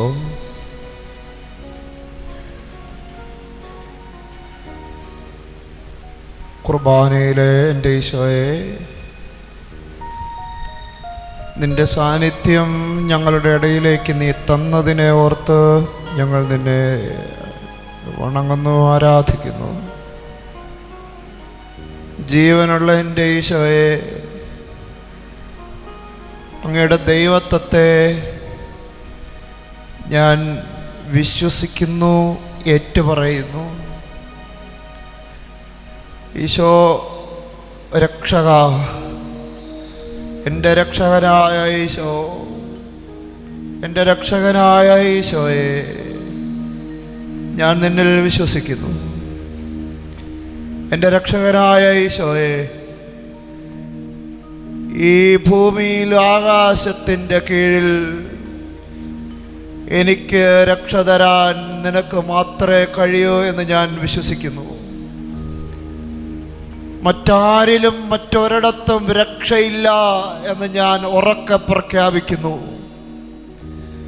മറ്റൊരിടത്തും മറ്റാരിലും എനിക്ക് രക്ഷ കിട്ടില്ല എന്ന് ഞാൻ പ്രഖ്യാപിക്കുന്നു. ഈശോ, ഈശോയെ, എൻ്റെ ഈശോ, എന്നെ അളവില്ലാത്ത വിധം സ്നേഹിക്കുന്ന എൻ്റെ ഈശോ, നിന്റെ കുരിശിലാണ് എനിക്ക് രക്ഷ തന്നതെന്ന് ഞാൻ ഏറ്റുപറയുന്നു. ഈശോയെ, നിന്റെ അതിദാരുണമായ പീഡാനുഭവത്തെ നീ കുരിശിൽ അളവില്ലാത്ത വിധം സഹിച്ചതിനെ ഈശോയെ ഈ നിമിഷം ഞങ്ങൾ വിശ്വസിച്ച് ഏറ്റുപറയുന്നു. എനിക്ക് വേണ്ടിയിട്ടും എൻ്റെ പാപങ്ങൾക്ക് പരിഹാരമായിട്ടും ഞാൻ അനുഭവിക്കേണ്ടിയിരുന്ന എൻ്റെ കഴിഞ്ഞകാല തിന്മകളുടെ ശിക്ഷകൾക്ക് പരിഹാരമായിട്ട് ഈശോ കുരിശിൽ മരിച്ച് എനിക്കെതിരെയുള്ള സകല തിന്മകളെ പരാജയപ്പെടുത്തിയെന്ന് ഞാൻ വിശ്വസിക്കുന്നു. ഈശോ, കുർബാനയിലെ ഈശോയെ, എൻ്റെ ഈശോ, ജീവിക്കുന്ന ഈശോ, ഇപ്പോ ഈ ആലയത്തിൻ്റെ അകത്ത് ഇരിക്കുന്ന ഈശോ, ഇപ്പോ എൻ്റെ യഥാർത്ഥമായ അവസ്ഥയെ കണ്ടുകൊണ്ടിരിക്കുന്ന ഈശോ, നിന്നിൽ ഞാൻ വിശ്വസിക്കുന്ന ഈശോ, എനിക്ക് രക്ഷ തരാൻ നിനക്ക് മാത്രമേ കഴിയൂ എന്ന് ഞാൻ വിശ്വസിക്കുന്നു. കരങ്ങൾ നമുക്ക് യാതനാപൂർവ്വം പിടിക്കാം. എല്ലാവരും ഹൃദയത്തിൽ പ്രാർത്ഥിക്കട്ടെ. കർത്താവേ, ഞങ്ങൾ നിന്നിൽ വിശ്വസിക്കുന്ന ഈശോ, നിന്നിൽ ഞങ്ങൾ ശരണപ്പെടുന്ന ഈശോ, എൻ്റെ ജീവിതത്തിൻ്റെ പ്രതിസന്ധികൾ, എൻ്റെ ജീവിതത്തിൻ്റെ പൈശാചിക ബന്ധനങ്ങൾ, എൻ്റെ ജീവിതത്തിൽ തിന്മകളുടെ ആസക്തികൾ, എൻ്റെ ജീവിതത്തിലെ പാപത്തിൻ്റെ അടിമത്തങ്ങൾ, എൻ്റെ ജീവിതത്തിൽ ദുഷ്ടാരൂപിയുടെ സ്വാധീന വലയങ്ങൾ, ഇവയിൽ നിന്നേക്കുമായി നിനക്ക് രക്ഷ തരാൻ ഒരിക്കൽ കുരിശിൽ മരിച്ചവൻ, എന്നേക്കുമായി എനിക്ക് വിടുതൽ തന്നവൻ, അവനാണ് എൻ്റെ നടുക്കിലിരിക്കുന്നത്. അവനാണ് എൻ്റെ ഈശോ. അവനിൽ ഞാൻ വിശ്വസിച്ചുകൊണ്ട് പ്രാർത്ഥിക്കുന്നു. ഈശോയെ, ഈ നിമിഷങ്ങളിൽ എനിക്ക് ഈ രക്ഷയുടെ അനുഭവം, ഈ നിമിഷങ്ങളിൽ ഇപ്പോൾ എനിക്ക് ഈ രക്ഷയുടെ വിടുതലിൻ്റെ അനുഭവം ഈശോയെ എനിക്ക് തരണമേ എന്ന് ഞാൻ പ്രാർത്ഥിക്കുകയാണ്. സക്കൈവൂസിന് അവൻ്റെ കുടുംബത്തിൻ്റെ അകത്തേക്ക് രക്ഷ കൊടുത്ത ഈശോയെ, ഈ നിമിഷം ഞങ്ങൾ ദാഹത്തോടെ പ്രാർത്ഥിക്കുന്നു. ഈശോ, ഞങ്ങളുടെ കുടുംബത്തിൻ്റെ അകത്തേക്ക് ഈ രക്ഷയെ ഇപ്പോൾ നീ ചൊരിയണമേ എന്ന് പ്രാർത്ഥിക്കുകയാണ്.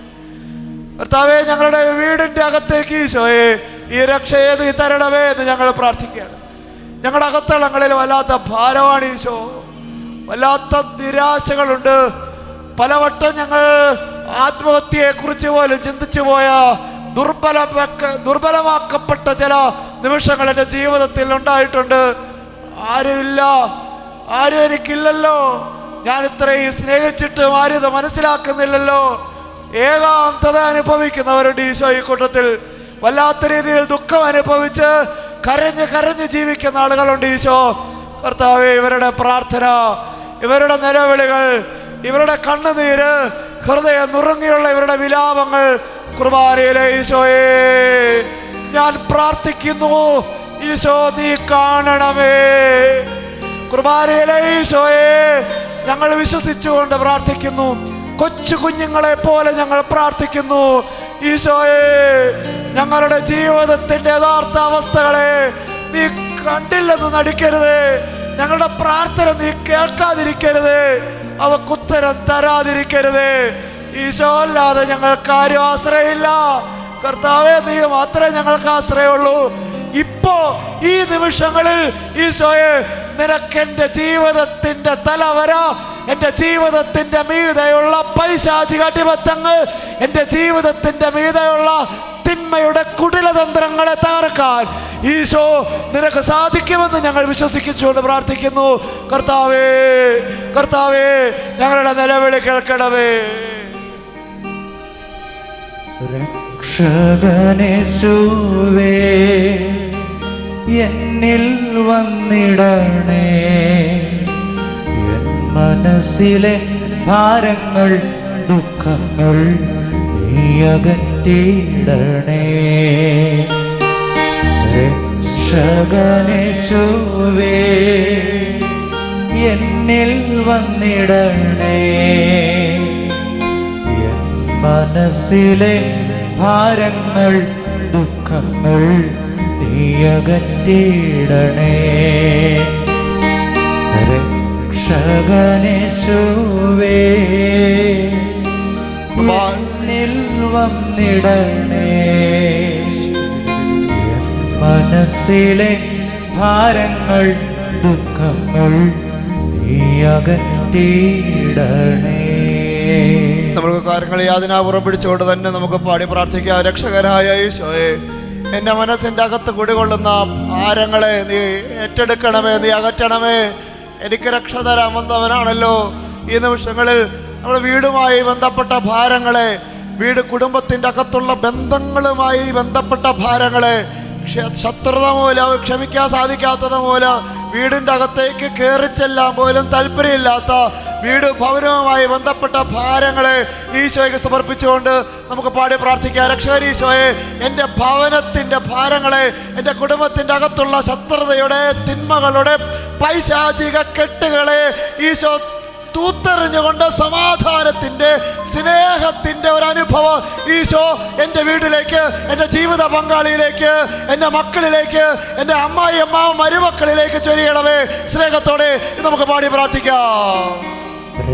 രക്ഷകനേശുവേ, എന്നിൽ വന്നിടണേ. എൻ മനസ്സിലെ ഭാരങ്ങൾ, ദുഃഖങ്ങൾ നീ അകറ്റണമേ. രക്ഷകനേശുവേ, എന്നിൽ വന്നിടണേ. എൻ മനസ്സിലെ ഭാരങ്ങൾ, ദുഃഖങ്ങൾ നീ അകറ്റിയിടണേ. കരങ്ങൾ യാതനാപുറം പിടിച്ചുകൊണ്ട് തന്നെ നമുക്ക് പ്രാർത്ഥിക്കാം. രക്ഷകനായ ഈശോയെ, എൻ്റെ വരുമാന മാർഗങ്ങളിലേക്ക് നീ കടന്നു വരണമേ എന്ന് ഞങ്ങൾ പ്രാർത്ഥിക്കുകയാണ്. ഈശോയെ, ഞങ്ങൾ പാവപ്പെട്ടവരാണ്. ഈശോ, ഞങ്ങൾ ഒരുപാട് അലയുന്നുണ്ട്, അധ്വാനിക്കുന്നുണ്ട്. പക്ഷേ നീക്കിയൊന്നും ഞങ്ങളുടെ കയ്യിലിരിക്കുന്നില്ല. ഞങ്ങളുടെ അധ്വാനത്തിന് ഫലമൊന്നും കാണാനുമില്ല. ഈശോയെ, ഞങ്ങളുടെ കയ്യിലെ പണം ഇങ്ങനെ വെറുതെ എവിടെയൊക്കെയോ തീർന്നു പോകുന്നു. കർത്താവെ, ഒന്നിനു മീതെ ഒന്നായി കടങ്ങൾ കയറി വരുന്നു. ഈശോ, ഇതിൻ്റെ അകത്ത് നിന്ന് ഞങ്ങൾക്കൊന്ന് രക്ഷ തരണമേ എന്ന് ഞങ്ങൾ പ്രാർത്ഥിക്കുകയാണ്. ഞങ്ങളെ അടിമപ്പെടുത്തിയിട്ടിരിക്കുന്ന ദാരിദ്ര്യത്തിൻ്റെ, കടത്തിൻ്റെ മേഖലകളെ കർത്താവിൻ്റെ പക്കലേക്ക് നമുക്ക് വിട്ടുകൊടുത്തുകൊണ്ട്, ഈശോ അല്ലാതെ നമുക്ക് വേറൊരാശ്രയമില്ല. ഈശോയെ, ഇതിൻ്റെ കെട്ടുകളെ തകർക്കണേ. അധ്വാനിക്കാനും ഞങ്ങളുടെ അധ്വാനത്തിന് ഫലം തരുന്നത് ഈശോയാണ്. ഞങ്ങൾക്ക് കാലുകൾക്ക് ബുദ്ധിക്ക് ശക്തി തരുന്നത് നിന്റെ സാന്നിധ്യമാണ്, നിന്റെ അനുഗ്രഹമാണ്. ഞങ്ങൾ അധ്വാനിച്ചാലും അതിന് ഫലം തരുന്നത് കർത്താവാണെന്ന് വിശ്വസിച്ചുകൊണ്ട് ഞങ്ങൾ പ്രാർത്ഥിക്കുന്നു. ഞങ്ങളുടെ വരുമാന മാർഗങ്ങളിലേക്ക്, സാമ്പത്തിക കടബാധ്യതകളിലേക്ക് ഈശോയെ കടന്നു വരണമേ. രക്ഷകനേശുവേ, എന്നിൽ വന്നിടണേ. എൻ മനസ്സിലെ ഭാരങ്ങൾ, ദുഃഖങ്ങൾ നീ അകറ്റിയിടണേ. രക്ഷകനേശുവേ, എന്നിൽ വന്നിടണേ. എൻ മനസ്സിലെ ഭാരങ്ങൾ, ദുഃഖങ്ങൾ നീ അകറ്റിയിടണേ. നമുക്ക് കരങ്ങൾ യാതന പുറപിടിച്ചുകൊണ്ട് കുർബാനയുടെ മുന്നിൽ ഈശോയെ നമുക്ക് ദാഹത്തോടെ എളിമയോടെ പ്രാർത്ഥിക്കാം. ഈശോയെ, എൻ്റെ ഈശോയെ, നീ വരണം. നിനക്കല്ലാതെ മറ്റാർക്കും ഇതിൻ്റെ ഒരു പരിഹാരം കണ്ടെത്താൻ പറ്റില്ല. ഈശോയെ, നീ വാ. ഈശോയെ, ഞങ്ങളുടെ തകർച്ചകൾക്ക് മീതെ, ഞങ്ങളുടെ കുടുംബത്തിൻ്റെ ഭാരങ്ങൾക്ക് മീതെ ഈശോ നീ വിടുതൽ തരണം. ഇതിൻ്റെ കെട്ടുകൾ നീ അഴിക്കണം, ഇതിൻ്റെ ബന്ധനങ്ങളെ നീ തകർക്കണം, ഇതിന് ഒരു ഉയർച്ച തരണം. ഈശോയെ, ഞങ്ങളുടെ ഭവനത്തിന്, ഞങ്ങളുടെ വീടിന് ഒരു ഉയർച്ച ലഭിക്കുന്നില്ല. കർത്താവെ, ഞങ്ങളുടെ ഭവനത്തിന് ചില ആസക്തികൾ, ചില പാപത്തിൻ്റെ അടിമത്തങ്ങൾ, ചില വ്യക്തികളുടെ സ്വാധീനങ്ങൾ കർത്താവെ ഞങ്ങളുടെ കുടുംബത്തെ ഇങ്ങനെ താഴേക്ക് വലിക്കുകയാണ്. ഉയരാൻ, കൃപയിൽ വളരാനോ പ്രാർത്ഥിക്കാനോ ആത്മീയ അന്തരീക്ഷങ്ങളോ ഒന്നുമില്ല. ലോകത്തിൻ്റെ സംസാരങ്ങൾ, ലോകത്തിൻ്റെ അരൂപി, ലോകത്തിൻ്റെ ചിന്തകൾ മാത്രമേ ഉള്ളൂ. കർത്താവെ, ഞങ്ങളുടെ ഭവനത്തിൻ്റെ അകത്തേക്ക് ഉയർച്ചകളില്ലാത്ത, ആത്മീയ അഭിവൃദ്ധികളില്ലാത്ത, ആത്മീയ സംസാരങ്ങളില്ലാത്ത, ആത്മീയ ചിന്തകളില്ലാത്ത ഞങ്ങളുടെ ഭവനത്തിൻ്റെ അകത്തേക്ക് ഈശോ നീ രക്ഷകനായി വരണം. സക്കൈവസിന്റെ വീടിൻ്റെ അകത്തേക്ക് നീ കയറി ചെന്ന് ഭൗതികമായ, ഭൗമികമായ ലോകത്തിൻ്റെ രക്ഷയല്ല കൊടുത്തത്, അത് ആത്മാവിൻ്റെ രക്ഷയാണ്. പിശാചിൻ്റെ ബന്ധനങ്ങൾ എന്നുള്ള സ്വാതന്ത്ര്യമാണ്. ദൈവരാജ്യത്തിൻ്റെ പൂർണ്ണതയാണ്. ഈശോയെ, ഞങ്ങളുടെ ഭവനത്തിൻ്റെ അകത്തേക്ക് ഈശോ നീ രക്ഷകനായി വരണം. നീയാണ് ഞങ്ങളുടെ ഭവനത്തിൻ്റെ നാഥൻ, നീയാണ് ഞങ്ങളുടെ ഭവനത്തിൻ്റെ രാജാവ്. നീ നനയ്ക്കുന്നത്, നീ തീരുമാനിക്കുന്നത് എൻ്റെ വീടിൻ്റെ അകത്ത് നടക്കാൻ പാടുള്ളൂ. ഈശോയെ, എൻ്റെ ഭവനത്തിലെ രാജാവായി ഇറങ്ങി വരണമേ. രക്ഷകനേശുവേ, എന്നിൽ വന്നിടണേ. എൻ മനസ്സിലെ ഭാരങ്ങൾ, ദുഃഖങ്ങൾ നീ അകറ്റിയിടണേ. രക്ഷകനേശുവേ, എന്നിൽ വന്നിടണേ. എൻ മനസ്സിലെ ഭാരങ്ങൾ, ദുഃഖങ്ങൾ നീ അകറ്റിയിടണേ. കുർബാനയിലെ ഈശോയെ, ഞങ്ങളിതാ ദാഹത്തോടെ പ്രാർത്ഥിക്കുന്നു. ചില വ്യക്തികളെ എനിക്ക് വളരെ കൃത്യമായിട്ടറിയാം. ഇവരെനിക്കെതിരെ സംസാരിക്കുന്നുണ്ടെന്ന് എനിക്കറിയാം. ഞാൻ ചെയ്യാത്ത കുറ്റം എനിക്കെതിരെ ഇവർ പറഞ്ഞു പരത്തുന്നുണ്ടെന്ന് എനിക്കറിയാം. എൻ്റെ നാശം ഇവർ ആഗ്രഹിക്കുന്നുണ്ടെന്ന് എനിക്കറിയാം. എനിക്കെതിരെ ഇവർ പല രീതിയിൽ ഒളിഞ്ഞും തിരിഞ്ഞും പ്രവർത്തിച്ചിട്ടുള്ളതിൻ്റെ തെളിവുകൾ എൻ്റെ അടുത്തുണ്ട്. അവർ പുറമേ സ്നേഹം നടിക്കുന്നുണ്ടെങ്കിലും എൻ്റെ അകത്തവർ എൻ്റെ നാശം ആഗ്രഹിക്കുന്ന, തിന്മ ആഗ്രഹിക്കുന്ന ഒരുപാട് ആളുകൾ ശത്രുക്കളായി ഞാൻ പോലും അറിയാതെ ഞാൻ ഒരു തെറ്റ് പോലും അവർക്കെതിരെ ചെയ്യാതിരുന്നിട്ടും അവരെ സ്നേഹിച്ചിട്ട് മാത്രമേ ഉള്ളൂ. എന്നിട്ട് ഈശോ ചില വ്യക്തികൾ, ചില ആളുകൾ ഞങ്ങളുടെ കുടുംബത്തിന്, എനിക്ക് വ്യക്തിപരമായിട്ട് എനിക്കെതിരെ ഇങ്ങനെ സംസാരിക്കുന്നു. എൻ്റെ നാശത്തിനായി അവരെ പ്രവർത്തിക്കുന്നു. ഈശോയുടെ മുന്നിൽ വെച്ചുകൊണ്ട്, കർത്താവേ, നിൻ്റെ മുന്നിൽ നിന്നുകൊണ്ട് ഞങ്ങൾ അവരെ അനുഗ്രഹിച്ച് പ്രാർത്ഥിക്കുകയാണ്. കർത്താവേ, ഞങ്ങൾ നിൻ്റെ മുന്നിൽ നിന്നുകൊണ്ട്, കുർബാനയിലായ ഈശോയുടെ മുമ്പിൽ നിന്നുകൊണ്ട്, ഈശോയെ, എനിക്കെതിരെ സംസാരിക്കുന്നവരെ അനുഗ്രഹിക്കണമേ. എൻ്റെ നാശം ആഗ്രഹിക്കുന്നവരെ അനുഗ്രഹിക്കണമേ. എന്നെ ചതിച്ചവരെ അനുഗ്രഹിക്കണമേ. എന്നെ തിന്മ ആഗ്രഹിക്കുന്നവരെ അനുഗ്രഹിക്കണമേ. എൻ്റെ കണ്ണുനീരിന് വേണ്ടി പ്രവർത്തിക്കുന്നവരെ അനുഗ്രഹിക്കണമേ. അവരെ ശിക്ഷിക്കരുത്. അവരുടെ ആത്മീയ ജീവിതത്തെ അനുഗ്രഹിക്കണമേ. അവരുടെ പാപം അവർക്ക് മനസ്സിലാക്കി കൊടുക്കണമേ. ഈശോയെ, അവരിലേക്ക് വേണ്ട കൃപ എൻ്റെ കുടുംബത്തിൻ്റെ അകത്തുള്ളവരാവാം, അയൽവക്കത്തുള്ളവരാവാം, പുറമെ ജോലി സ്ഥലത്തുള്ളവരാവാം, അവരെ സമർപ്പിച്ചുകൊണ്ട് എൻ്റെ നാശം ആഗ്രഹിക്കുന്ന, എനിക്കെതിരെ കുടിലതന്ത്രങ്ങൾ മെനയുന്നവരെ കുർബാനയിലെ ഈശോയ്ക്ക് കൊടുത്തുകൊണ്ട് അവരെ അനുഗ്രഹിച്ച് ഈശോയെ അവരെ അനുഗ്രഹിക്കണമേ. നമുക്ക് പാടി പ്രാർത്ഥിക്കാം. ഈശോയെ വരണേ, ഈശോയെ വരണേ, ഈശോയെ വരണേ, എന്നിൽ നീ വരണേ. ഈശോയെ വരണേ, ഈശോയെ വരണേ, ഈശോയെ വരണേ, എന്നിൽ നീ വരണേ. ഈ നിമിഷങ്ങൾ നമ്മൾ സ്വർഗോത്തരമായിട്ട് ഒരു നിമിഷം കരങ്ങൾ ഉയർത്തുകയാണ്. കുർബാനയിലെ ഈശോയുടെ ശക്തി ഈ ആലയത്തിൻ്റെ അകത്തേക്ക് വ്യാപരിച്ചുകൊണ്ടിരിക്കുന്ന ഏറ്റവും മുന്നപ്പെട്ട നിമിഷമാണ്. കുർബാനയുടെ ശക്തി വ്യാപരിക്കുകയാണ് നമ്മുടെ അകത്തേക്ക്. പ്രാർത്ഥിക്കുന്ന ഒരാളെ പോലും അനുഗ്രഹിക്കാതെ ഈശോ വിടില്ലെന്നുള്ളത് 100% തീർച്ചയാണ്. അവരുടെ പ്രാർത്ഥന ദൈവം കേൾക്കുന്ന നിമിഷങ്ങളാണ് കുർബാനയിലെ ഈശോയുടെ സജീവമായ സാന്നിധ്യം. ഈശോയുടെ ശക്തി ശക്തിയാണ് കുർബാനയിൽ. ഈശോയുടെ നാമത്തിൻ്റെ ശക്തി നമ്മൾ കണ്ടു. ഈശോയുടെ നാമം എന്ന് പറഞ്ഞാൽ അത് മറ്റൊന്നല്ല, അത് ഈശോ തന്നെയാണ്. ഈശോയുടെ നാമം എന്ന് പറഞ്ഞാൽ അത് ഈശോ തന്നെയാണ്. ഈശോയുടെ നാമത്തിൻ്റെ ശക്തി എന്ന് പറഞ്ഞാൽ അത് ഈശോയുടെ ശക്തിയാണ്. ഈശോയുടെ ശക്തി, ഈശോ പറഞ്ഞു 2-3 പേർ എൻ്റെ നാമത്തിൽ ഒന്നിച്ചു കൂടുമ്പോൾ അവരുടെ മധ്യേ ഞാനുണ്ട്. ഈശോയുടെ നാമത്തിൽ ഈശോ ഉണ്ട്, അവിടെ ഈശോ ഉണ്ട്, കുർബാനയുടെ ഈശോ ഉണ്ട്. നമ്മൾ ഈ നിമിഷങ്ങളിൽ രോഗപീഠകളിൽ ക്ലേശം അനുഭവിക്കുന്നവർ, ഇതിൻ്റെ അകത്തുള്ളവരുണ്ടാവാം, അതുപോലെ ആശുപത്രി കിടക്കയിലുള്ളവരാവാം, നമ്മുടെ ബന്ധുക്കളായിട്ടുള്ളവരുണ്ടാവാം, മാരകമായ കാലങ്ങളായി ചികിത്സകൾ കഴിയുന്ന ആളുകളുണ്ടാവാം, മാരക രോഗത്തിൽ ഇങ്ങനെ ഒരുപാട് പണം ഇങ്ങനെ ചികിത്സിച്ച് കളയുന്ന ആളുകളുണ്ടാവാം. ഈ നിമിഷങ്ങളിൽ നമ്മൾ അവർക്ക് വേണ്ടി സ്തുതിച്ച് പ്രാർത്ഥിക്കുകയാണ്. ഈശോയുടെ ശക്തി, സൗഖ്യത്തിൻ്റെ കൃപ ഈ നിമിഷങ്ങളിൽ വ്യാപരിക്കുകയാണ്. സൗഖ്യത്തിൻ്റെ കൃപ ഈ നിമിഷങ്ങളിൽ വ്യാപരിക്കുകയാണ്. നമ്മൾ വിശ്വാസത്തോടെ സ്തുതിച്ച് പ്രാർത്ഥിച്ച് കുർബാനയിലെ ഈശോയെ ഞങ്ങൾ വിശ്വസിച്ചുകൊണ്ട് പ്രാർത്ഥിക്കുന്നു. ഞങ്ങളുടെ രോഗപീഠകളുടെ മേൽ കാലങ്ങളായി ഞങ്ങളെ അലട്ടുന്ന രോഗപീഠകളുടെ മേൽ ഈശോയെ, കുർബാനയിലെ ഈശോയെ സൗഖ്യം തരണമേ, സൗഖ്യം തരണമേ. എല്ലാവരും അല്പം കൂടി ഒച്ചത്തിൽ, അല്പം കൂടി സമർപ്പിച്ചുകൊണ്ട്, ഞങ്ങൾക്ക് രോഗമില്ലാത്തവരുണ്ടാവാം, ഞങ്ങളുടെ രോഗത്തിനോട്ടല്ല മറ്റുള്ളവരുടെ രോഗങ്ങൾക്ക് വേണ്ടി കുർബാനയിലെ ഈശോ സമർപ്പിച്ചുകൊണ്ട് പ്രാർത്ഥിക്കുക. കർത്താവേ, സൗഖ്യദായകനായ ഈശോയെ, കുഷ്ഠരോഗിയെ സുഖപ്പെടുത്തിയ, അന്തര സൗഖ്യം നൽകിയ, ചെകിടന് കേൾവി ശക്തി കൊടുത്ത, കൈ ശോഷിച്ചവരെ ബലമെടുത്ത, കൂനുള്ള സ്ത്രീകൾ സൗഖ്യം കൊടുത്ത, മരിച്ചവരെ ഉയർപ്പിച്ച സർവശക്തനായ ദൈവമേ, ഞങ്ങളിതാ പ്രാർത്ഥിക്കുന്നു. യേശുവിൻ്റെ നാമത്തിൻ്റെ അത്ഭുത ശക്തിയാൽ, യേശുവിൻ്റെ നാമത്തിൻ്റെ അത്ഭുത ശക്തിയാൽ കർത്താവേ, രോഗപീഠകളിൽ കഴിയുന്നവർക്ക് ഇപ്പോൾ സൗഖ്യം ഉണ്ടാകട്ടെ. പ്രാർത്ഥിക്കണം, സ്തുതിക്കട്ടെ. ഹല്ലേലൂയ, ഹല്ലേലൂയ, ഹല്ലേലൂയ, ഹല്ലേലൂയ, ഹല്ലേലൂയ, ഹല്ലേലൂയ, ഹല്ലേലൂയ, ഹല്ലേലൂയ, ഹല്ലേലൂയ, ഹല്ലേലൂയ, ഹല്ലേലൂയ, ഹല്ലേലൂയ. ആത്മശക്തി വ്യാപരിക്കട്ടെ, ആത്മാവിന്റെ കൃപ വ്യാപരിക്കട്ടെ, ദൈവശക്തി വെളിപ്പെടട്ടെ. അത്ഭുതങ്ങളും അടയാളങ്ങളും യേശുവിന്റെ നാമത്തിൽ ഇപ്പോൾ സംഭവിക്കട്ടെ. അത്ഭുതങ്ങളും അടയാളങ്ങളും കുർബാനയിലെ യേശുവിന്റെ അത്ഭുത നാമത്തിന്റെ ശക്തിയിൽ ഈ ആലയത്തിന്റെ അകത്ത് ഈ നിമിഷങ്ങളിൽ സംഭവിക്കട്ടെ. യേശുനാമത്തിൽ സാത്താന്റെ ദുർപ്പിടകൾ ഓടിപ്പോകട്ടെ.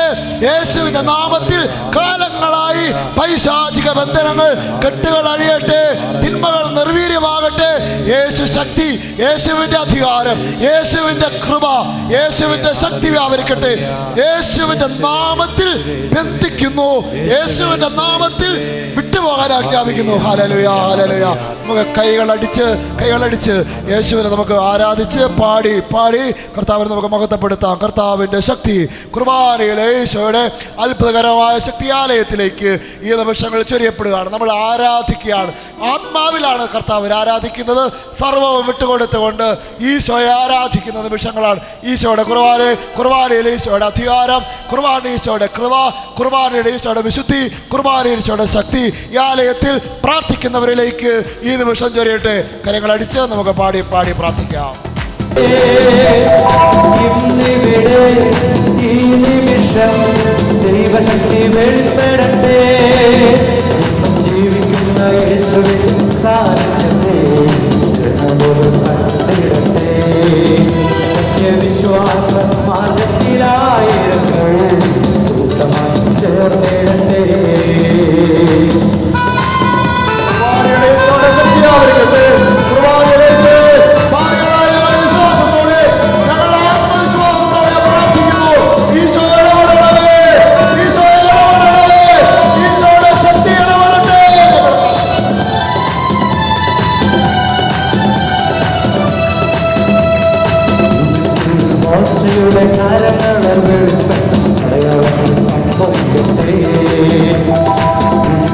മോശയുടെ കരങ്ങൾ സംഭവിക്കട്ടെ. എന്നിവിടെ ഈ നിമിഷം ദൈവശക്തി വെളിപ്പെടട്ടെ. ഇന്നിവിടെ ഈ നിമിഷം ദൈവശക്തി വെളിപ്പെടട്ടെ. നമ്മൾ ഈ നിമിഷം വിശുദ്ധ കുർബാനയുടെ ആശീർവാദം സ്വീകരിക്കാനായിട്ട് നമ്മൾ ഒരുങ്ങാണ്. കർത്താവേ, ഈ നിമിഷങ്ങളിൽ ഈ പ്രഭാതം മുതൽ ഈ നിമിഷം വരെ നീ ഇങ്ങനെ കൂടെ ഉണ്ടായിരുന്നു. അളവില്ലാത്ത കാരുണ്യം കാണിച്ചു, ഒരുപാട് അനുഗ്രഹങ്ങൾ നീ തന്നു. എല്ലാറ്റിനും ഈശോയെ ഒത്തിരി നന്ദി. കർത്താവേ, നീ കരമുയർത്തി ഈ നിമിഷങ്ങളിൽ കുർബാനയിലൂടെ ഞങ്ങളുടെ മേലും ഞങ്ങളുടെ കുടുംബത്തിൻ്റെ മേലും ആശീർവാദം ചൊരിയണമേ എന്ന് ഞങ്ങൾ പ്രാർത്ഥിക്കുക. പരിശുദ്ധ ശരീരത്താലും വിലയേറിയ രക്തത്താലും പാപത്തിൻ കറകളിൽ നിന്നും മർത്യനു നീ മോചനമേകി. ദിവ്യ കടാക്ഷം തൂകണമേ വത്സല സുതരിൽ, നിർമ്മലരായി ജീവിച്ചിടുവാ ചിന്തണമേ ദിവ്യവരങ്ങൾ.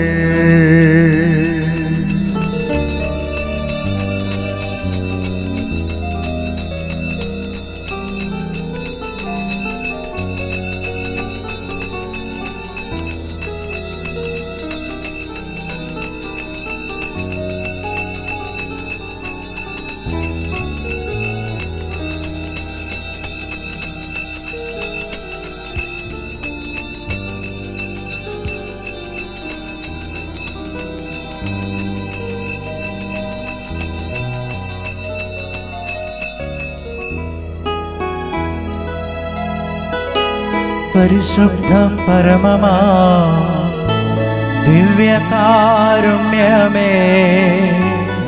എന്നുമെന്നും അങ്ങേക്കാരാധന. പരിശുദ്ധ പരമമാ ദിവ്യകാരുണ്യമേ, എന്നുമെന്നും അങ്ങേക്കാരാധന. പരിശുദ്ധ പരമമാ ദിവ്യകാരുണ്യമേ, എന്നുമെന്നും അങ്ങേക്കാരാധന.